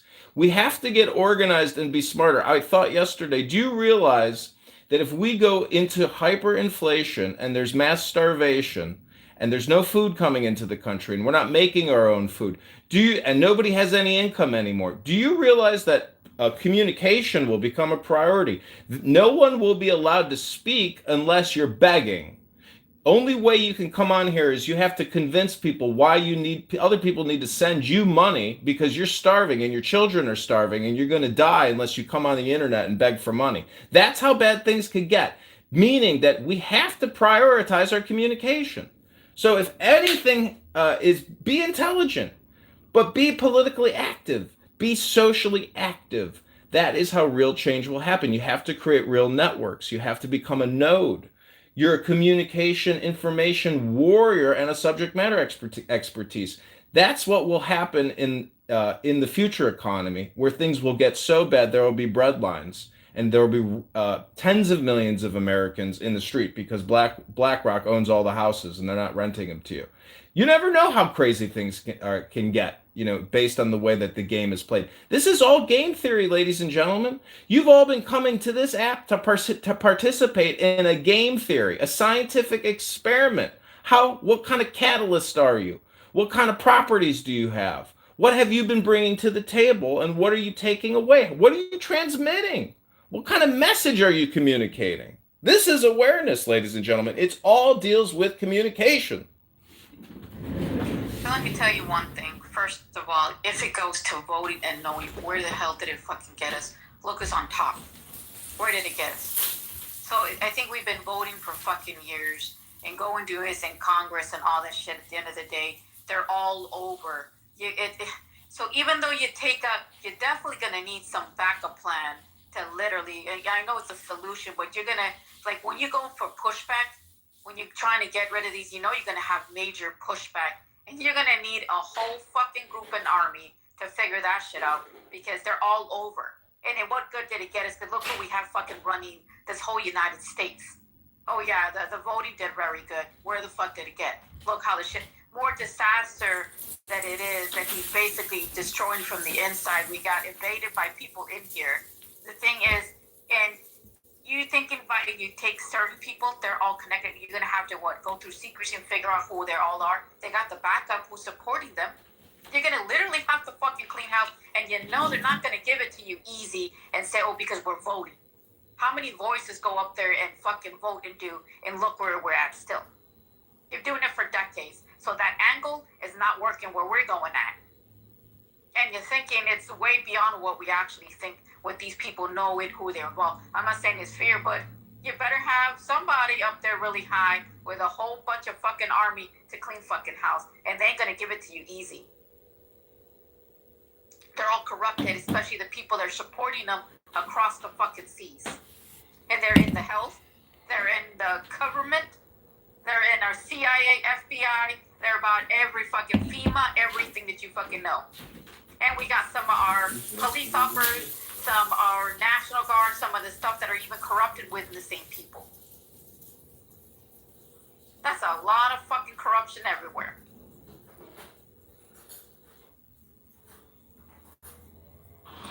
Listen, corruption is around the world. Corruption is corruption. It's everywhere. Let me ask you a question. Make it pop. Quick question. But if we're talking about solutions, you're gonna need a big fucking army to clean fucking house. The only thing you're gonna give you a big pushback. If you want a solution, put all of them in one room, and you already know. So you can't do those things on social media, but you gotta understand. It's not gonna happen. I mean, you gotta have better solutions. That's the only solution. No, this deals with mind viruses. They've created a mind virus. We are the solution to that mind virus. And because they created a mind virus, we can recreate a new mind virus and take over the network. You have to understand, this is a chain of command of communication. And this room right now, and the work that Augustus has done, has proven that you can regime change, that Kamala Harris and Tim Walz are not our leaders. Thank God, because guess what? You think this little conflict with Russia would have de-escalated? It would have escalated beyond belief. They would have plunged us into a third world war. That takes the cake. All this debt talk means nothing when a third world war breaks out. And Kamala Harris and Tim Walz could have taken us over the edge because they are that psychopathic, that deranged, that stupid, that manipulated, that whorish. They are bought out little pimps and whores. That's what they are. They are owned by other people. So let me tell you this. Thank God Donald Trump and J.D. Vance are our leaders, because those are men who have some stability behind them, unlike Tim Walz and Kamala Harris, who are bought and paid for whores. They would have destroyed this country and fought the war and fought a World War III. Oh God, slow down, bro. We understand. Okay, slow down. Let me ask you a question. Just going on and on. Real quick, we have conversations here. We don't listen to dissertations and theses and all of you. I don't disagree with you, but we can't have dialogue if we don't come up for air. Michael, you gotta be clone, brother. We gotta clone you. But at the end of the day, let me ask you a question. People say, "Oh, World War III." Ladies and gentlemen, World War III is right now. There's not one region on this planet that's not at war or has war-ready ships, armies at their sea. Right now, we're at the Sea of Venezuela. We're at the Sea of Russia. Russia's at the sea. Everybody is ready for war. The war is happening. The war on consciousness is happening. This is like the and best concept. You wait till this UN I hope assembly everybody happens. knows I'm a performative actor. What they think about some people might call that being a troll. Crazy stuff to take the light off of them. But a lot of people don't like that kind of rhetoric. And that's my game. Everybody is essentially trying to create as much dopamine flare as possible, and this is me being hyperbolic. Just think about it. But still, it's just political, ladies and gentlemen. Don't be upset when I call Tim Walz and Kamala Harris a pimp and a whore. It's called politics. And it's not even that crude. You gotta be prepared for every single little thing that they're gonna come at you. And keep in mind, and even if you take those morons off the fucking top, they still got other minions in the fucking bottom that will replace them easily with the other fucking minions. Well, this sounds like an Antifa room now, ladies and gentlemen. That was the original title of the room. Who here's an Antifa member? Who here's a radical violent person? Because that's really what I'm concerned about, is violence. Now, you can try to say I'm going, hyperbolic. I'm just literally, I am an actor. I am a creator. I am an artist. I'm a filmmaker. I'm a politician. I'm a veteran. I'm here to tickle your feather, and I hope you're having fun. Yes, maybe you think I'm being too political, but I'm just here to tell you that if you haven't gone on a walk yet today and you're going to be on this app for 8 hours, it's not good for your health, ladies and gentlemen. Try going to the gym and reading a book. No, hold on 1 second. What you said, John. Hold on 1 second, because what you said is very important. By the way, I've been researching all these conspiracies and everything since the Russian manifestos in the 80s.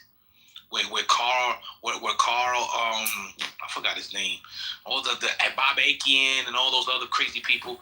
But you gotta understand one thing. In my journeys, everybody that carries all this information turns crazy.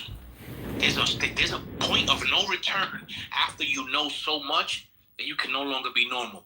So, ladies and gentlemen, please do not let this information overload your regular days. Go on your walks. Go do what you got to do in life.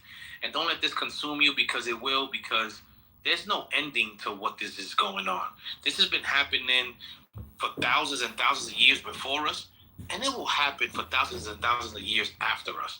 The only advantage that we have is that we could freely communicate with people in different regions and actually report of what is actually really going on, and not depending on a media source to tell us what's going on. That's the only difference. Because if they could do that part right there, the Anne Frank diary, they even said that that's a lie. So at the end of the day, just enjoy the fact that you could speak to people with different... You're going to downgrade a dead girl who was murdered in an apartment by Nazis? Sir, what's wrong with you? Are you part of Antifa? You're calling Anne Frank a liar? I'm calling you a liar. Pull out Anne Frank's book and read a chapter, dummy. Don't come in here and tell us about Anne Frank's book unless you read a chapter from that book, sir. Questions? We have a wrap. Okay. So for me and whoever just got in the room, can you give us a brief recap of what you're talking about? As far as don't get overwhelmed with this information. Can I sum it up? Please. John, lower down the radicalism, my brother. I understand. Can you let it make it pop? Someone, if you don't mind, make it pop. So the thing is, I understand, everybody has a freedom of speech, how to speak, and how everything's being censored. The media doesn't show you everything that's going on. He's talking about voting, and I'm saying my perspective. How many fucking years we've been voting, and we still end up they take them down, they replace them. They take them down, they replace them. Where has that gotten us? And look who in the world we got right now. That is, and keep in mind, this individual was always talking about he's gonna do this, he's gonna do that. But aftermath, I don't see no solutions coming in, so it's getting even worse. Right? Can you speak on the $400,000 that you were saying that we're gonna owe? That would be. Yeah, go to usdebtclock.org. It pulls it out of the treasury.gov API. 7 years ago, it was $100,000, and today it's over $400,000 per American. John. Speak it right instead of being politically giving a damn speech. Just talk like a normal human being, bro. No, he's on the pulpit of it or whatever he's on. But hold on 1 second. Can you speak Republican, please? Listen. When I start getting paid, I start doing what people want me to do. Till then, you got to get what I want to do or what I'm willing to do. So okay, so you talk about it. So what you're saying is, if you can't be used, you're useless? Damn, bro, please, I'm begging of you. Listen, When he says 400,000, he's dividing the 45 trillion dollars worth of debt with the population of the United States, and each American, what they will be responsible for. That will be the 400,000. Oh, so it's nothing written in stone that that's what's coming. It's just No. It's just dividing the net. Yeah, it's written in stone. It's called math. As he just told you, it's called division. That's a function in mathematics. Go to us.clock.org to see the true financial picture of you, we the people, at an individual per capita level. Like, yo, John, the least you could do is become a member of the club, bro. That's the least you could do, since we got to listen to your rants and to your uncontrollable. Sir, if you're in a club, I'm not joining it. Hey, Mark, welcome to the stage. Well, the thing is, the crazy thing, even though they would turn it around the debt, if they actually owe, that's the reason why it would be a better way to hijack and cyber attack all the whole fucking system. You wouldn't have even a fucking track of who owes what, and they would be like, well, do you have a track? Do you have a trace? What they owe, what they don't?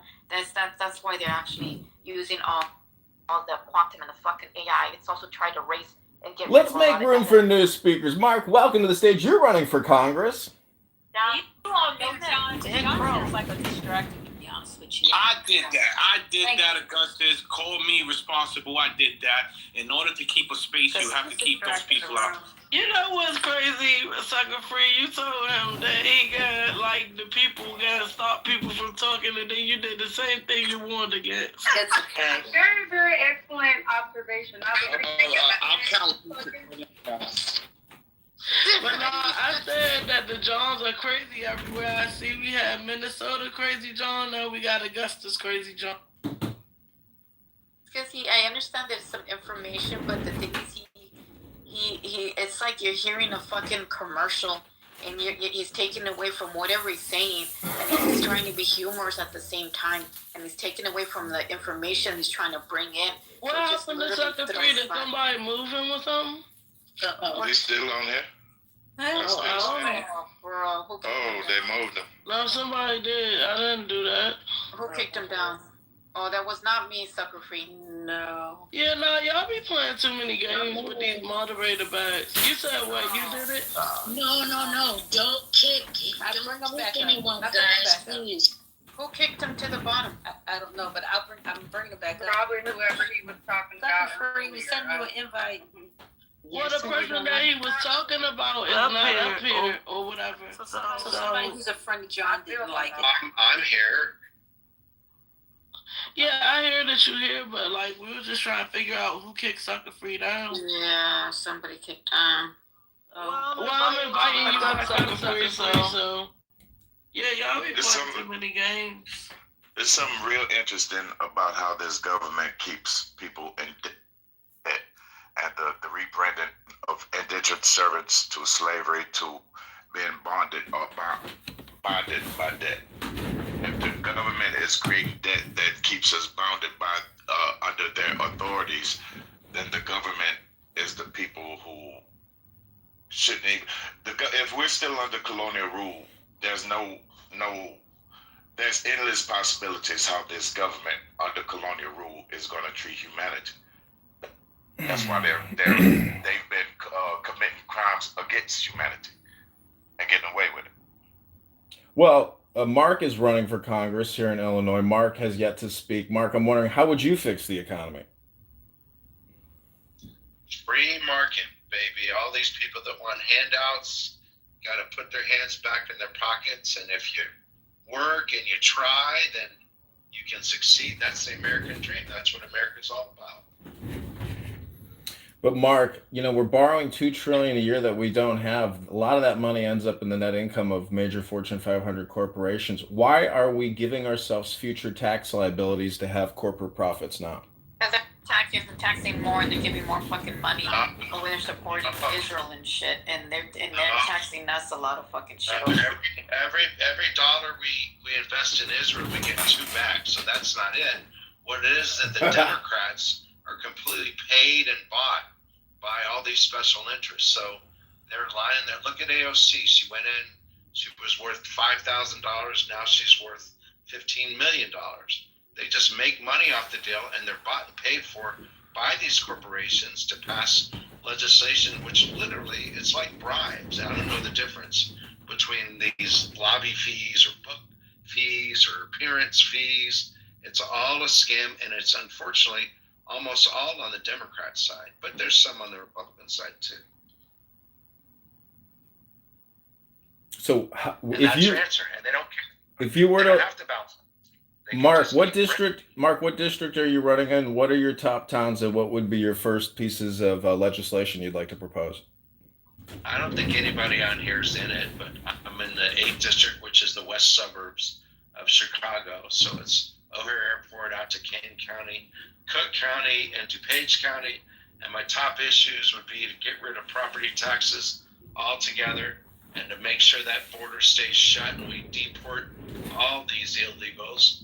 And that this will be real popular in this room. So, John, this is the only thing is we want to support Israel to end terrorists and end terror groups like Hamas so that we can live in a free world where we don't have to worry about getting assassinated like poor Charlie just got killed.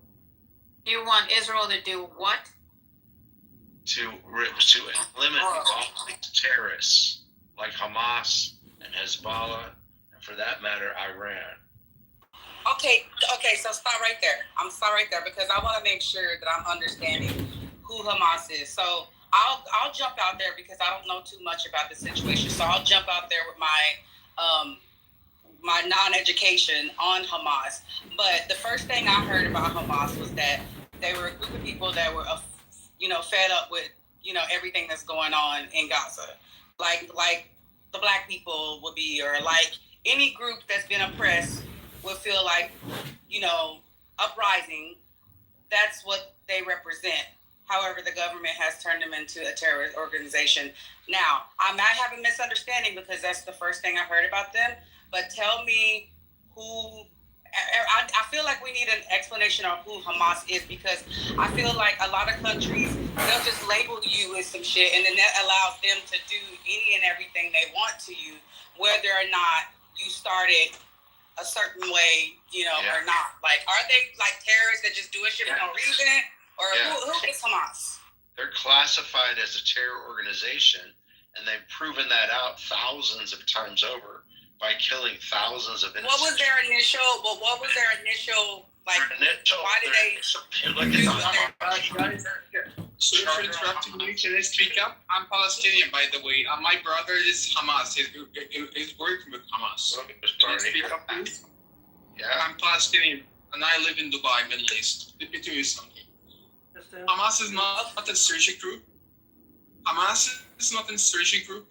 They're defending for the innocent people in Gaza Strip. And because they don't have a country, they don't have a system, and they don't want to live a peaceful life. And I have cousins and family have been killed every moment. I have around 20 cousins. And I have like a cousin is 4 years old has been slaughtered. And they're sending me a video. I can share it with you. Okay, pause it. Stop right there. Okay, so Mark gave his. One second. I'm going somewhere with this. So Mark gave his explanation, which is the rhetoric that we hear every day, and then Positive, whoever he is, came on here and gave his rhetoric, which is also something we hear.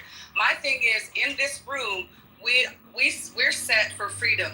We represent freedom. We represent positivity, love, trying to get out of this matrix, all that bullshit, right? So if I'm a black woman, right, and all my black people, one day we get tired of the oppression that we suffered over thousands of years, and we decide to rise up out of this system. We decide to do something about that. Will we then be considered, after all the bullshit that has been done against us, would we then be considered a terrorist organization as well? Domestic terrorists. Yes, we would. Domestic terrorists. Yeah. Can I jump in? So what are we talking about? Here we're in tolerant of people. Hold on, Mark. I'm gonna jump in. Then yes, if you throw gays in buildings. If you guys, please be joined. One mic Guys, one person can talk, please. Yeah, hold on. One person can talk. Wait, hold on, Em. Hold on. We're gonna give you the mic. Please don't leave. Go ahead, Em. I just want to simply say, my understanding that Hamas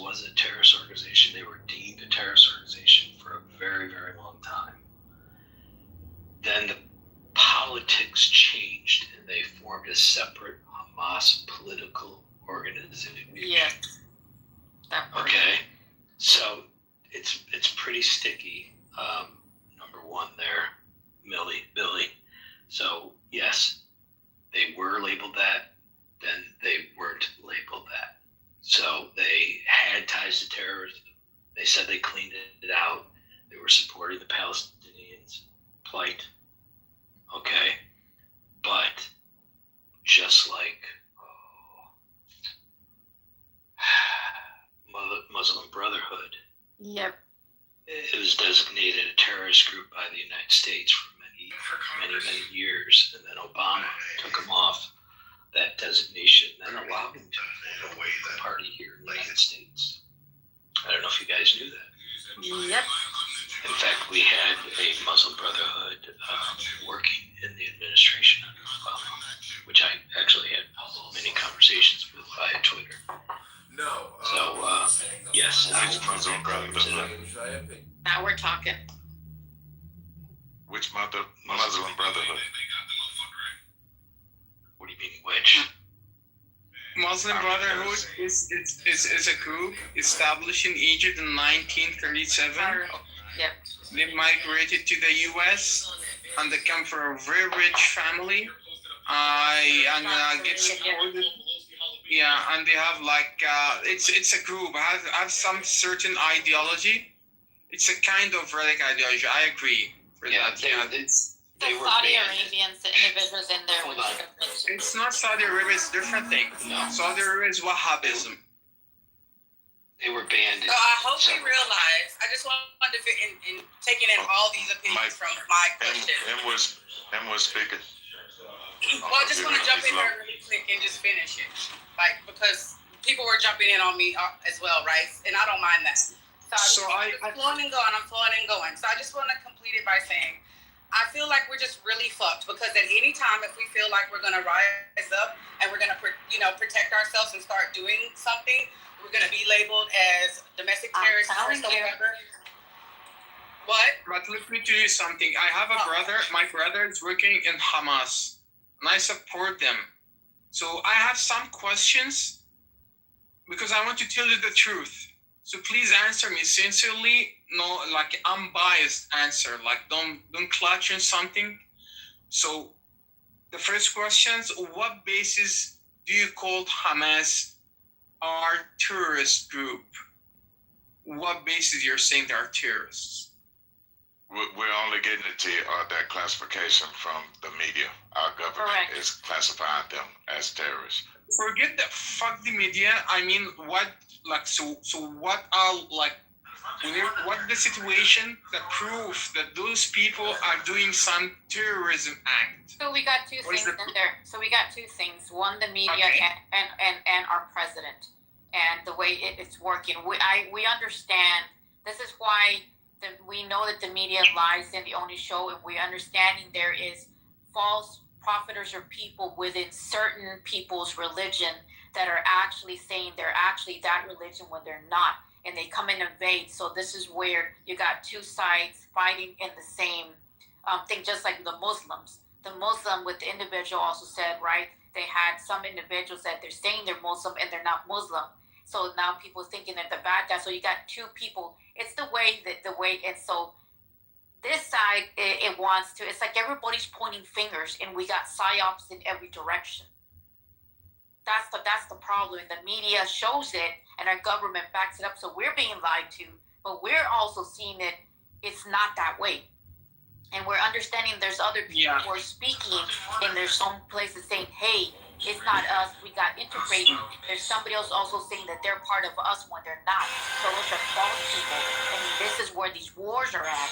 And this is where their jobs, so there are many of them spread out. And we know there is also the Muslim Brotherhood that's in here, which there's another one iterating here waiting for other orders across. So there's a lot of mixture of this shit. So we're the same way as you guys are being told, and we're being told differently. So there's a problem. That's why and they censor everything. And I understand with number one or whatever name, that if we do, that's what I was telling John. I understand if we go up and sit there and rise up and say since they changed the fucking laws, if we speak up, we're going to be getting anything that demolishes the government, goes against it, we're going to be considered, like it says, domestic terrorists. So now they changed the law, anything that...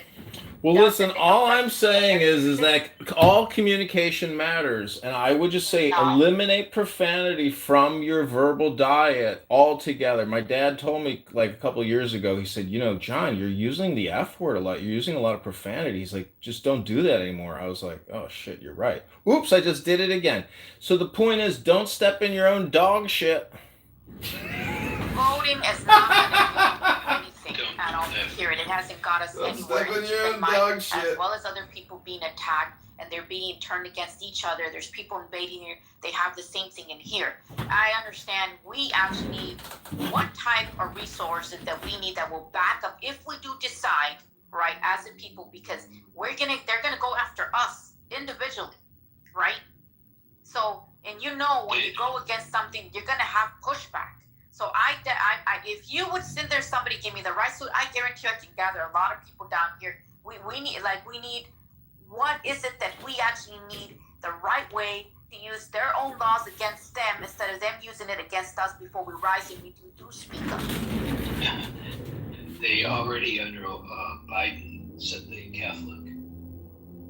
Catholics were terrorist organizations, parents were a terrorist group. DHS put out a big memo back in 2022 labeling us that. So the label is just one thing, positive. And so truth be told, I put a link in there that the origins of Hamas, and just like the origins of the Mujahideen, which turned into the Taliban, we all know what the Mujahideen is, right? Listen, I just wanna tell you guys a good quote. What the fuck?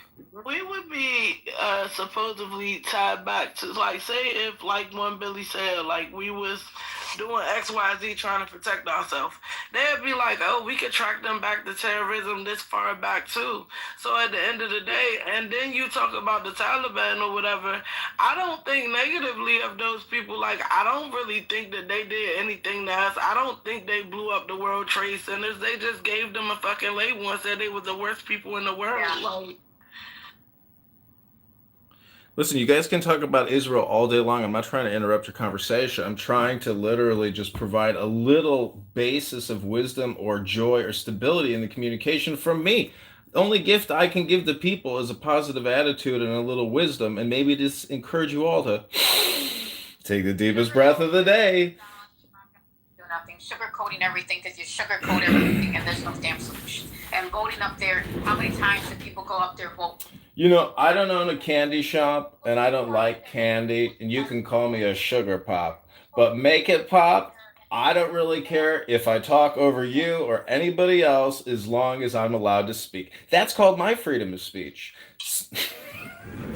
At the end of the day, like I said, where has it gotten us? Actually need right solutions, right things, because it's coming from everywhere. We're stuck in the middle. And these people are thinking we can go up and vote. How many times That's a take, people have ladies gone and gentlemen. vote? Look who we have on top. And they're censoring everybody. I'm sorry. Green beans. Hold on, positive. Hold on, somebody speaking. It gets very frustrating. I've been doing this 5 years, and it always devolves. You have spinmeisters coming up. Green bean fascism. Have a good day. There are no gentlemen here. And Osama bin Laden. I can admit that Israel funded and started certain clerics that evolved into Hamas. That's fair. Okay? But if we can't have an honest dialogue about our countries that we love, then we got nothing. We're just rambling on. So I appreciate you, John. I appreciate you positive. But it is what it is. A lot of you brought up the year 2022. A lot of things happened between that year and 2023. I need those links where you did that. The Vatican or the infiltrators, or the people who did the the Spanish Inquisition, things of that nature, people calling it the doctrine of discovery. That would be the origin, and all the subsidiaries created after the doctrine of discovery came here would be the start point, in my observation. Hey guys, I gotta shut the room down. I'll be back later with another title. Thanks everybody for joining. If you're new, please join Preservation of the Human Race, and I'll catch you guys later. Peace. Salute. Now, but that's how we're trying to fix it. So, no, it's not. That's a tape. I don't know why y'all do this, bro. It's very simple. They aren't screened out, so that is a unsupported premise. They are. That's a JohnForCongress.com Preservation of the Human Race video, dude. To the devices of these good, clean, white, powerful people, they would just never hire anyone that they didn't want to hire or look like them or whatever, right? They just decide, no, I'm not doing it. I'll just not do it. They're racist. And what's so crazy is that I looked up the numbers. There's 691 reported pilots in the country. I don't know how many of them are commercial pilots, but we know if they were to like broaden their search to the entire world and every crevice and corner of the world, or if they decided that they were gonna like create their own minor league where they themselves funded all the up and coming pilots, which I'm sure they could if they wanted to. Then they could ensure that all pilots from now in perpetuity were good, clean, whites, and no one else. That's the world they could devise if they were left to their own devices. And I think some people would have no problem with that. And you're getting pushback on that. Thank you. Have a nice. Thank you, Congress. That was a beautiful submission. Because what you guys don't understand, the world is still racist. Even in the military, all our training facilities in the military have what you call blind testing. That an instructor grades the test. You have no idea whose paper he's grading. He cannot mark somebody down.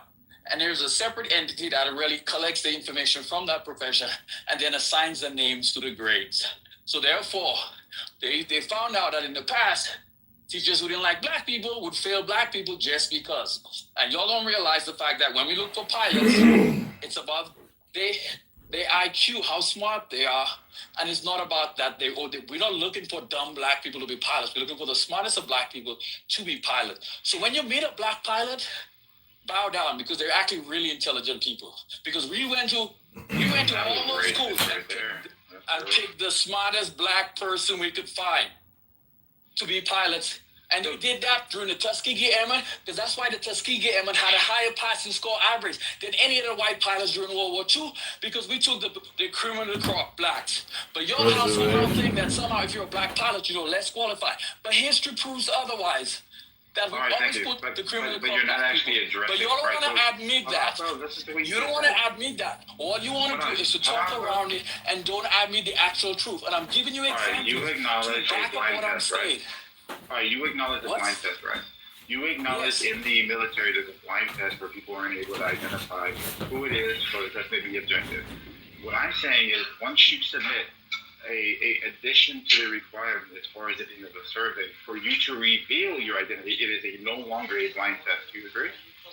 But you don't understand. What are you talking about? I'm talking about a blind test. Yeah, boy. That was an easy one. No, you didn't make any. You didn't make any sense, Samoa. The professor will never know whose test that is. Because hold on. Let me explain it to you fully. Let me explain. You didn't hear what I said, so I just want to repeat what I said. You said that in the military there's a blind test and you're for that. You agree with that. So there's no biases that are involved. Exactly. All right. So in this, this is for the air traffic controllers. It's the class action lawsuit right now. There was a survey that revealed your identity and your social, whatever, right? It revealed it to be a part of the application process with your resume. Why is it important if what we want is the blind test that you just described? So you want to? I am okay with that. That's what I want. Because I told you agree with Charlie Kirk. I told you. You guys know, but listen. I came from a military where if you saw me, you'd be like, "Oh, he's not one of the better officers." Actually, I was an awesome officer. And the point here being is that throughout my whole military training, all my whole career, all the tests were blind tests. And guess what? I was officers with white people. And majority of the times I graduate ahead, number one in my classes, ahead of everyone else. So, but you would see me would you see me in an Air Force uniform and say, "Oh yeah, he's a major, he's a B class major because he's black"? Of course, racist people would do that because guess what? Racist people don't know. Hold on, racist people think they know how a process works, how a hiring and trading process works, and what Charlie Cook was doing was reducing it to someone's color entirely. We're not talking about. He basically says, as a black pilot, you're less qualified. Did he say that? Did he say that black pilots are less qualified? Did he say that? Did he say that he didn't want the qualification? No, answer that question. Answer that question. You don't answer the question. You don't answer the question. Answer the question. Answer the question. Did Charlie Kirk not say that a black pilot is less qualified than a white? No. No, yes or no? Right. No, he didn't. No, you see, you guys looking at the cinematics of what he says because you guys are booty clapping, but we all know what he said because guess what? He inferred that. And y'all are just bullshitting around. He did infer that, but he said infer it. He did. So you guys are being honest, and I'm done having a conversation with y'all. All right. You guys are lying. No, because what I don't let me finish. Let Samoa go. I don't want to have to Samoa. All right. So hold on, ASB. Come on. ML just said that with the actual testing in the military, it was a blind test. So that if you are to be the top of your class, people can look at the actual testing and be like, yeah, you earned that, right? You earned that because it's a blind test. If we were to show you that there is a test that factors in identity, then you no longer can say that that's a blind test. So by your own admission, we should be able to question it because it's not a blind test. No, if it's a blind, hold on. For that. Hold on. Listen to him. Hold on, ASB. Let Samoa finish, then I'm going after Samoa. ML said throughout his career, he was had blood to defend it.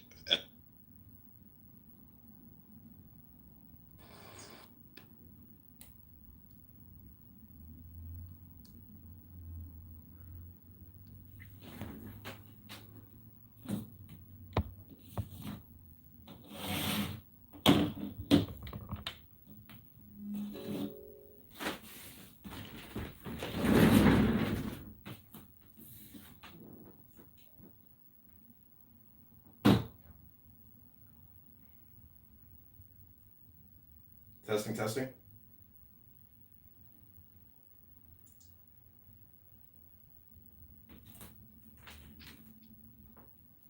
Testing.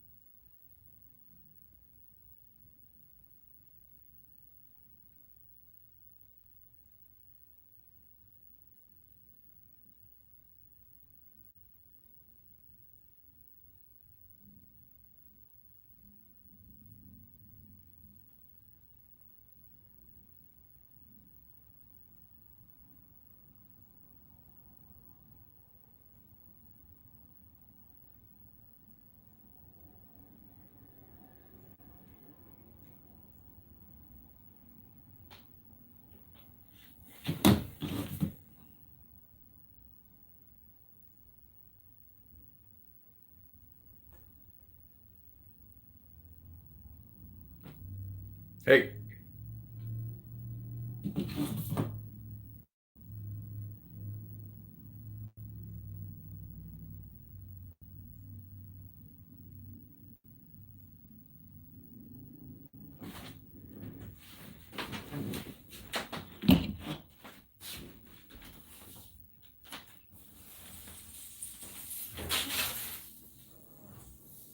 Hey, Allie, can you hear me?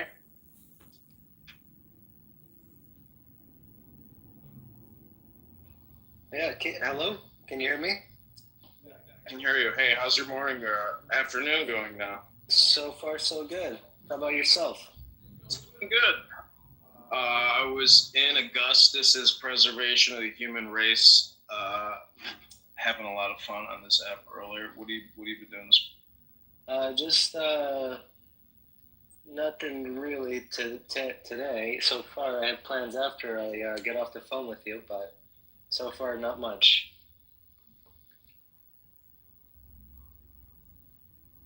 So we have 300 signatures in Rockford. I invited the team lead in Rockford to come to this room. I don't know her availability. I don't know if she's working or. Anyways, we have. We're gonna get 200 more signatures this week, and Friday, Saturday, or Sunday, I have to drive up there and pick up the petitions. I'm not sure if I'm gonna stay because my car, even last night, my car battery died. So like, I'm probably gonna have to schedule something at Firestone or rent a car to drive up there. But she's done great work. She enlisted her husband, her neighbor, and they live near a mall, so they've been able to get a lot of signatures in the evening times. And just go ahead. What city was that? Rockford. Rockford, yeah, that's what I thought. Okay, cool. So the other town to hit up is Peoria, and I mean, I'm gonna go down there soon. But the Bloomington trip was a success, and yeah, people are excited to sign. And as soon as you let somebody know, hey, this is a petition to get rid of Darren LaHood, they go, give me that, and they sign right away. That's so awesome. People are very much opposed to the sound Darren LaHood. Yeah. And we'll see how it goes. There's another Republican running. I think 4 other Democrats, but October 27th is our cutoff. I'd like to get as many signatures as possible. But this is an onboarding room. Anybody who is working for the campaign to get petitions has to get dragged through Clubhouse. Some people, part of this is a filtration and a quality thing because a lot of people actually are incapable of downloading the app and actually coming into this room. And that's, basically because some people have really shitty phones. And so this is all just about filtration. But the purpose of the room is to we both introduce ourselves, and then we state 3 objectives or priorities that we think the government should have for we the people. Okay. So a quick introduction, I guess I should give, yeah? For myself? Sure, you can go. Yeah, so my name is Eli. I was born and raised in Chicago. My dad came straight from Israel, and he, when he came to this country, he opened up a couple of businesses, some of which I've worked at. One of which was, I'd say, quite large. I spent the last 4 years or so working at his restaurant in Missouri, and now I'm back in Chicago. I'm kind of new to politics, I guess you could say, and I'd like to start, I'd like to start in that, getting into politics more. Yeah, being political is really just being social. I worked for the American Jewish Committee in Los Angeles, and the whole point is to be social. So you can help de-escalate conflict, de-escalate propaganda, stuff like that. So it's all communication, and being social is being political is being social. And with that type of attitude, you can go far in life and in politics, because life is, it's all connected. So I'm pretty good at talking, I think. I'm good at like communicating. I'm good with talking to people. I'm a little nervous about stepping into politics and the whole world of politics because it's like I said, it's a little new to me. But I'm excited to see what I can do, and I think I could be a force to reckon with. When it comes to like getting signatures, I'm pretty sure people will like me. Yeah, I agree. And if you bring a positive vibration, and you bring flowers and you bring love, it's always returned. It's the people that bring hate and divisiveness and bad temperament and bad attitude. That those flowers of evil are returned. So basically, the system gives you, or you get from the system what you give it. I totally understand where you're coming from with that. 100%. 100% agree. So, this is my intro. I live in Chicago, 42, was in the Army National Guard from 2002 to 2006, was a sergeant, and an 01, a second lieutenant, did infantry and intelligence. I've worked in digital marketing, communications, media buying for 15 years, and then I worked in federal facilities management for 5 years. And now I'm running for Congress. And I think, we have a 1 in 10 chance of winning. And I'm happy with just a 10% odds on this investment. I, don't expect to invest more than a couple thousand personally into this campaign. We've raised 600, but Clubhouse can be a great place to do fundraising because we got $600 to already prove those numbers. So if you want this job of gathering petitions, part of it, hopefully, you'll do fundraising on this app or hold content creation rooms and discuss topics like Israel and Palestine. You may want to create another burner account if you don't want to use your legal name or your picture and all that stuff.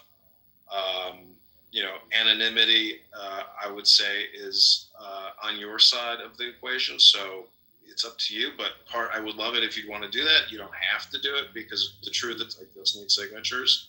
That does sound good.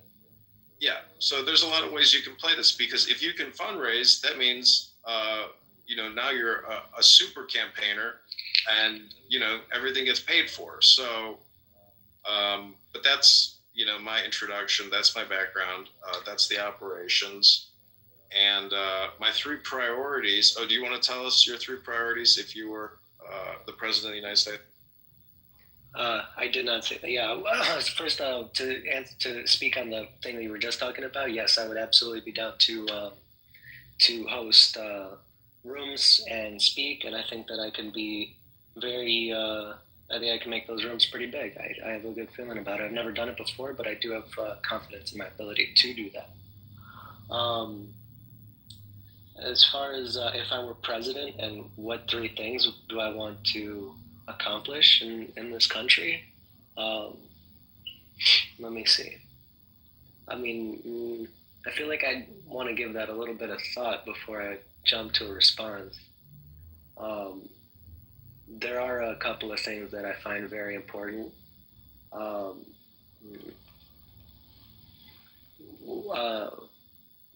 Let me hear yours, and then maybe I can.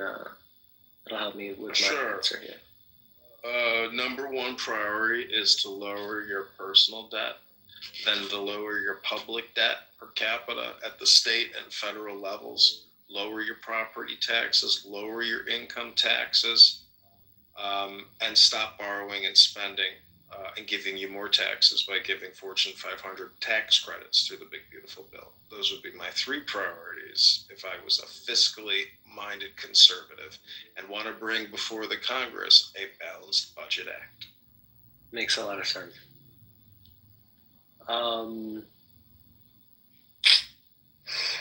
Yeah, I'm trying to come up with 3 things that if I were president, what would I want to do?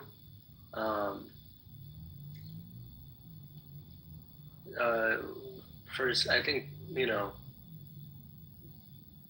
we should have strong foreign relations.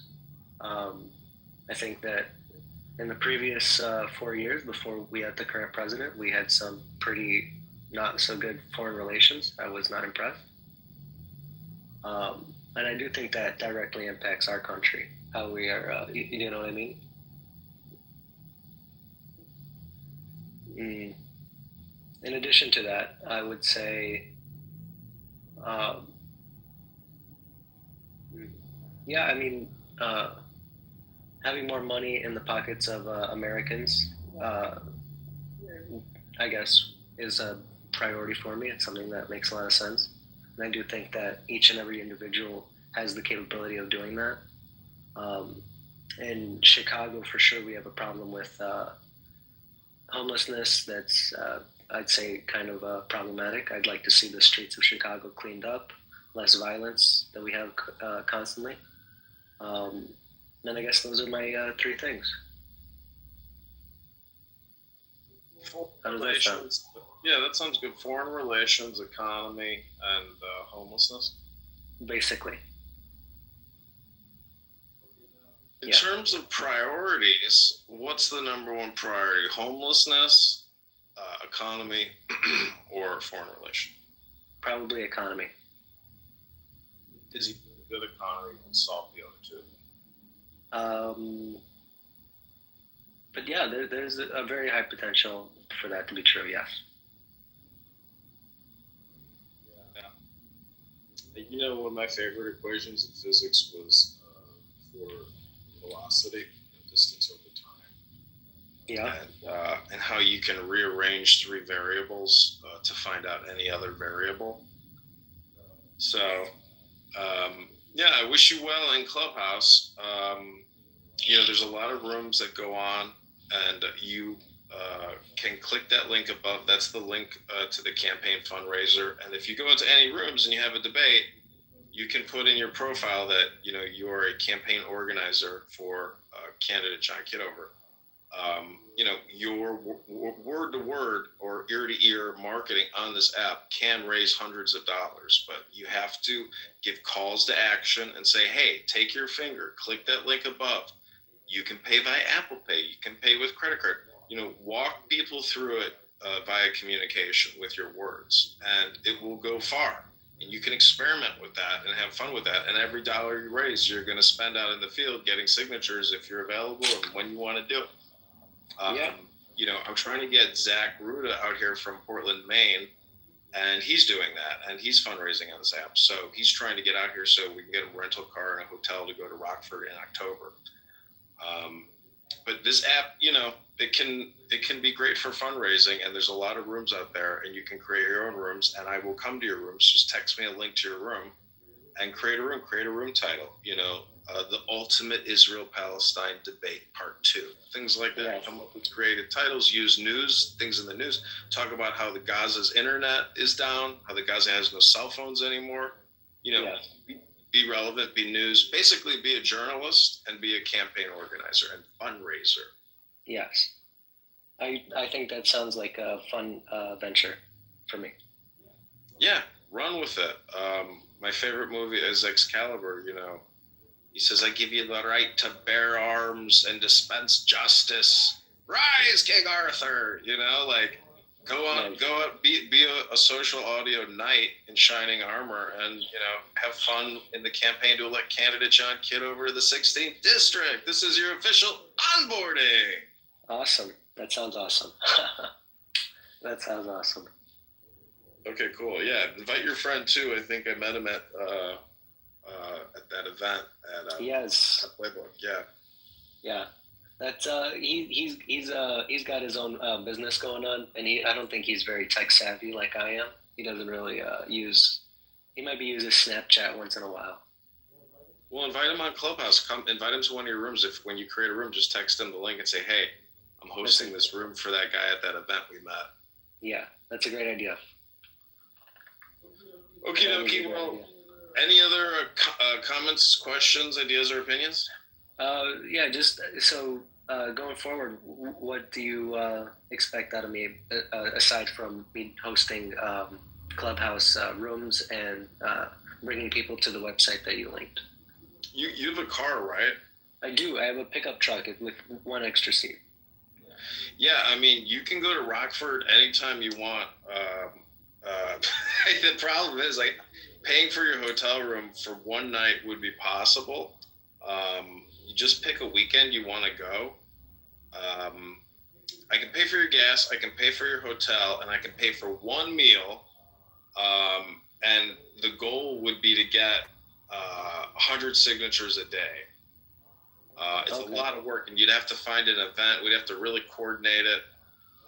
But you can bring a battle buddy with you if you want. I mean, it does sound nice. You buy me a hotel, but I also don't mind necessarily like sleeping in my car as long as if I was by myself, it's possible I can spend one night in my car. It's not a big deal. Oh no, don't worry about it. The campaign has enough money to pay for a hotel for one night, so Okay. It wouldn't be the greatest hotel in town, but it'll be a clean room and a good hotel at least. So, yeah, but if you went for one night or 2 nights, like let's say, we'd have to look at the calendar because I took a screenshot. There's a Rockford website with all the major events in the months of September and October. Okay.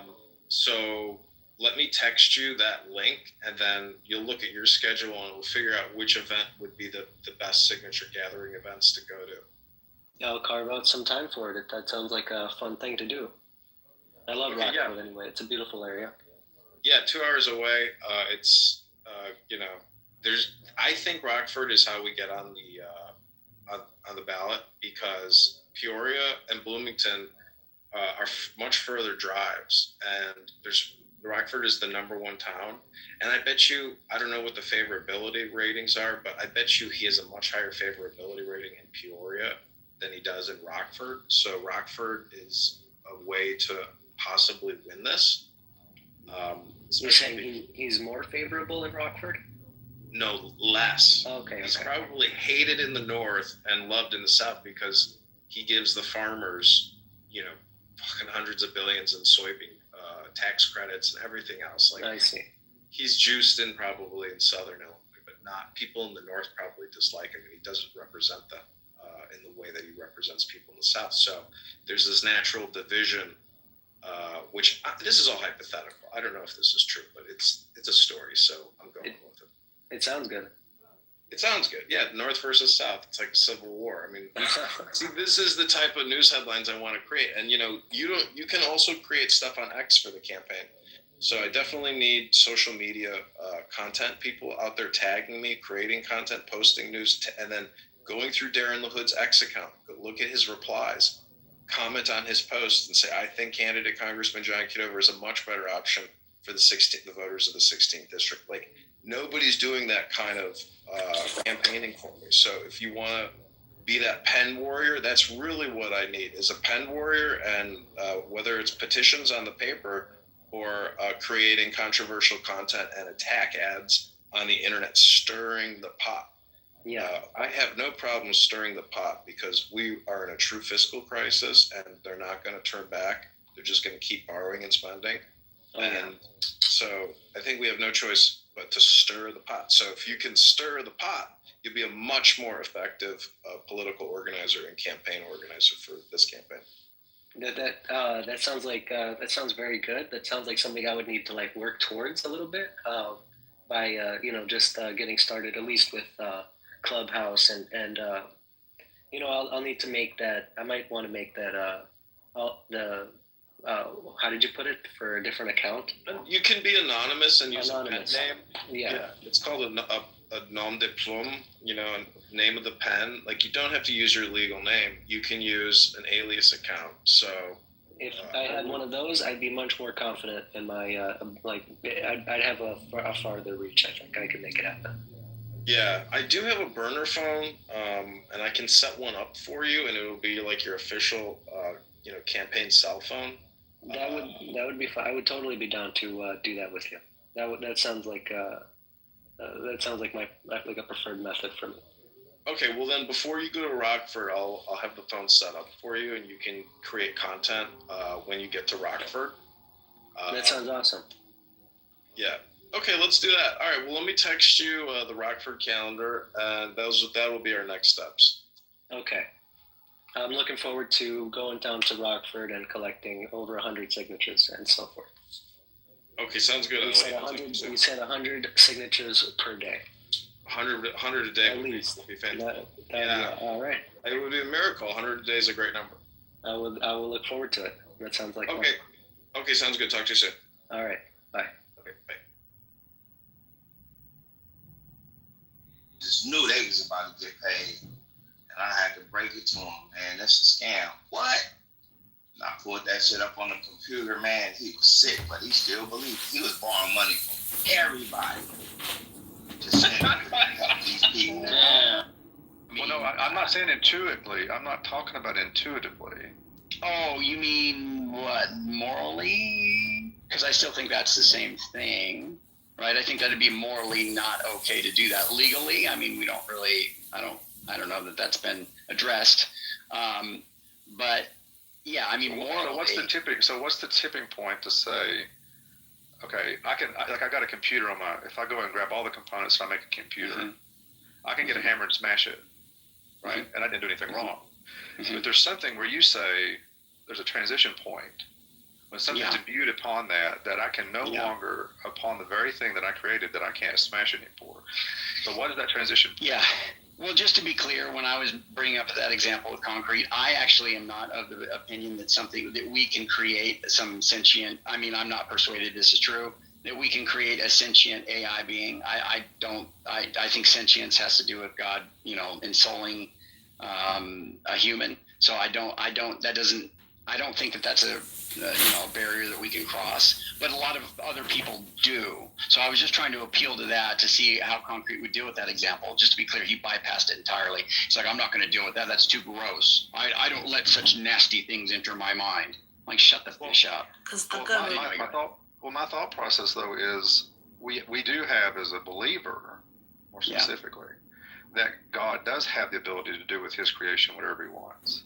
Now, an atheist may not, somebody else may not, but we. Yeah, but that's through special revelation, right? And through reasoning about who God is. But that's not from just some intuition you have right out the gate, right? I mean. Sorry, Z. I had a day job, but this was like supplemental income, so I was getting to it. What are you doing, Boo Boo? You're always doing this stupid ass shit.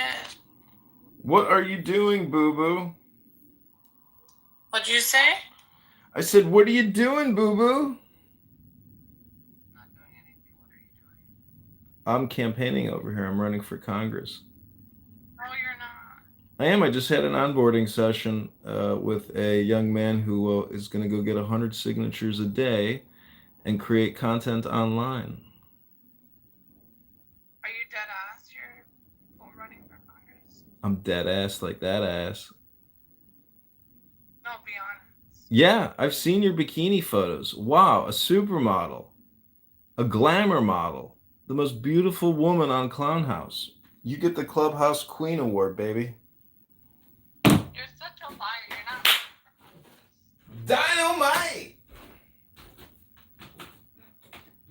Be fucking for real.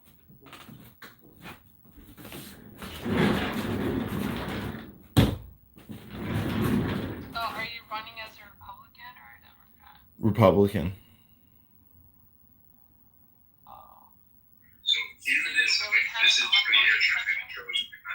Yeah. Say, on Jesus' name. On Jesus' name, amen. Say, on Jesus' name, I'm running for Congress. On Jesus' name, I'm running for Congress. Hallelujah. Amen. You're not religious. I can't take you seriously. Amen. Listen, this is your Declaration of Independence.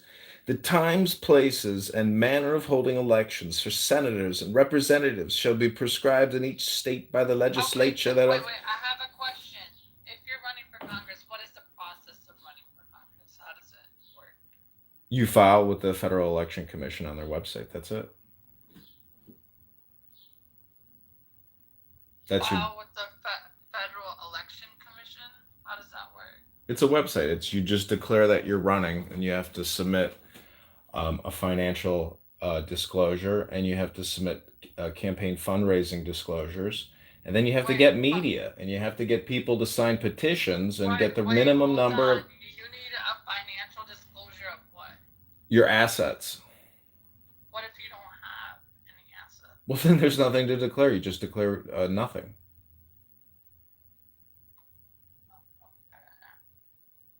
Yeah, anybody can run, and there's no filing fee in my state. Some states have filing fees, but what you have to do is you have to get petition signatures, and whether it's 500, 1,000, or 5,000, and so my number is about 700, and I have to get 700 confirmed signatures by October 27th, and turn that into the Illinois Election Commission.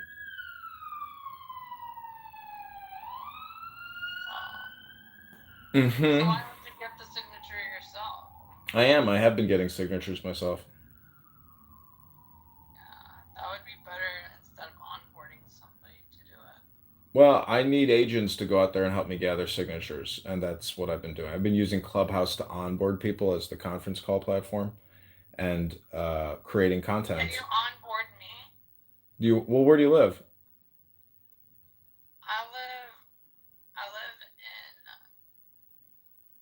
I don't live in Chicago. Well, you just have to be able to get to Rockford, Peoria, Bloomington. Those three cities have almost 450,000 people. So.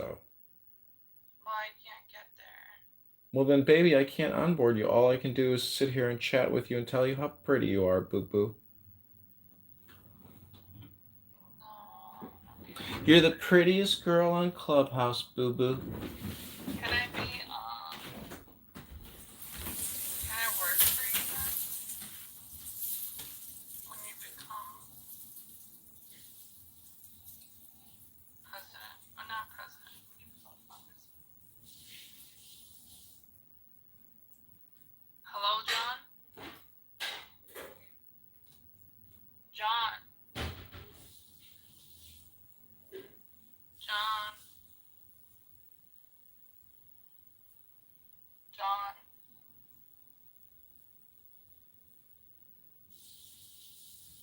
Hello?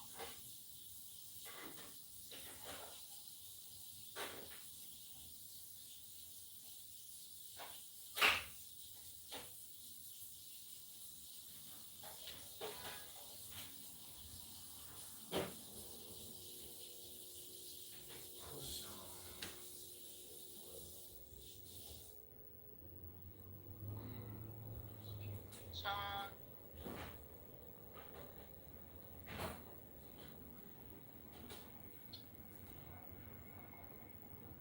Hello?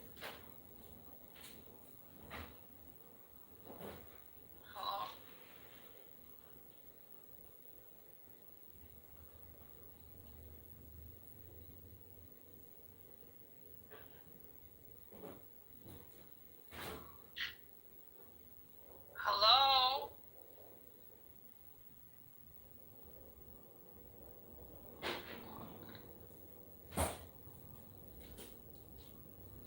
John?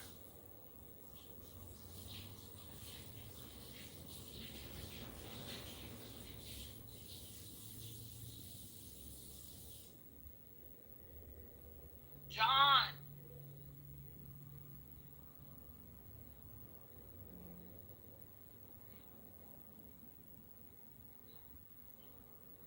So this is for the air traffic controllers in the context of to right now. There was a survey that revealed your identity and your social whatever, right? It revealed it to be a part of the application process for the resume. Why is that important? What we want is the vice that you just described. So you want to? I am okay with that. That's what I want. I told you guys. Charlie Kirk, I told you. You guys, no, but listen. I came from a military where if you saw me, you'd be like, oh, he's one of the better officers. Actually, I was working with years the door. Quiet today. I'm surprised. That is correct. Hello, Kitover. How are the signatures going? It's going good. We're going to get another 200 signatures this week, and then take a little pause and then start up again next week. How many signatures do you need? We need about 700.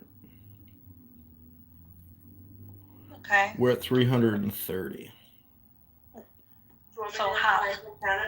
Not really, because a lot of those signatures are bad, I'm sure. So we have to try to get to like 1,000 to, have a margin of error, because they're going to challenge every signature.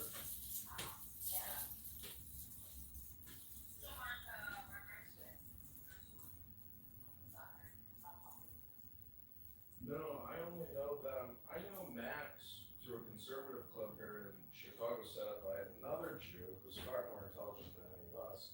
His name is Zach Shapiro, and he's a very successful young man at Morningstar. And that's how I know Max and Mark.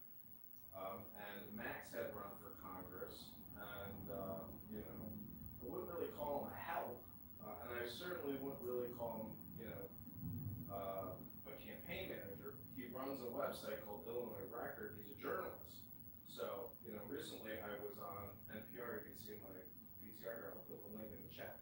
But he did point out that the journalist that did the audio overlay on this NPR interview, she really dislikes Darren the Hood, who I'm running against. So they gave me publicity as a Republican candidate because they hate Darren the Hood that much. That's what I'm saying. They're a bunch of Democrats. Well, I'm not running in Chicago. I'm running in the north and south of Illinois, from Rockford to Peoria. So this is the center core of America. We're talking about areas that are not as luxurious as Chicago. And it's the Midwest. It's the core of America. It's farmers. It's small towns with 5,000 people in it, with an old antique, 1860 town. There's 50 of them. So it's the core of Illinois. And I will tell you, poverty is everywhere. And everybody is claiming that the rent is too high. And you know what? The rent is too high. Well, why? It's the economy, stupid.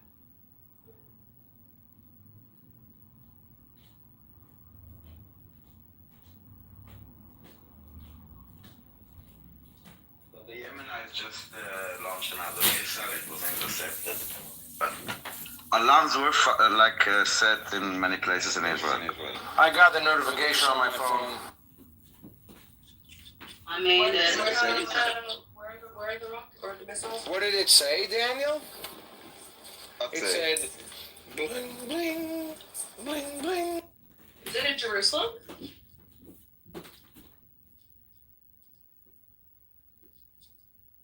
What? Is it in Jerusalem? Are there sirens? No. It's intercepted. But earlier, there was a drone that actually did hit outside of a hotel in Eilat. And in the morning, there was an aid worker that murdered two Israelis in a aid corridor. What? In Gaza? No, it's an aid corridor from Jordan. It was basically. Did they kill them? They murdered them? Yeah. He murdered two. And a Jordanian went into an aid corridor to kill two people. Wasn't it they opened up the doors to let them go?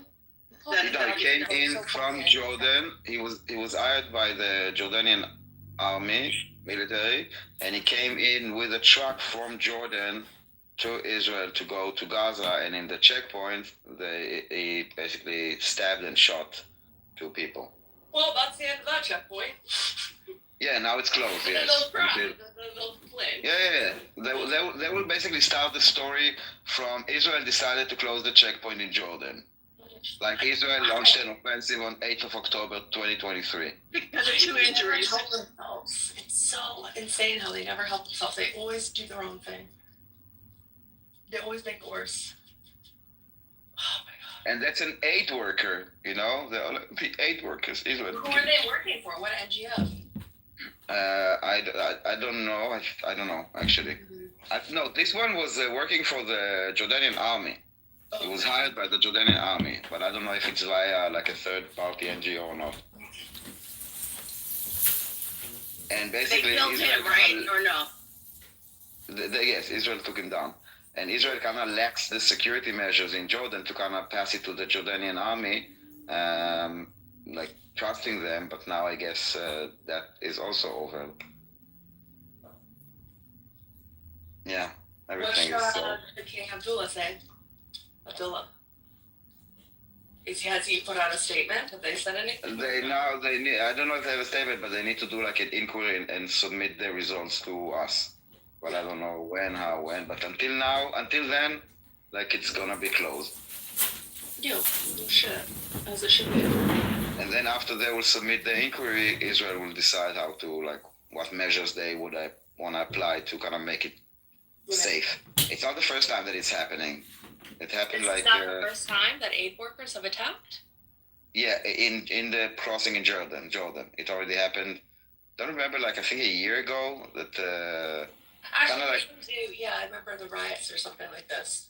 No, he came in and also started firing at people. He killed 3 or 2 Israeli, again, employees that they work for aid distribution and drivers and stuff like this, not military target. Those that actually are in charge of it's so stupid. Those are the people that are actually in charge of providing the humanitarian corridor to Gaza and providing them with aid. And these are the people that you're killing.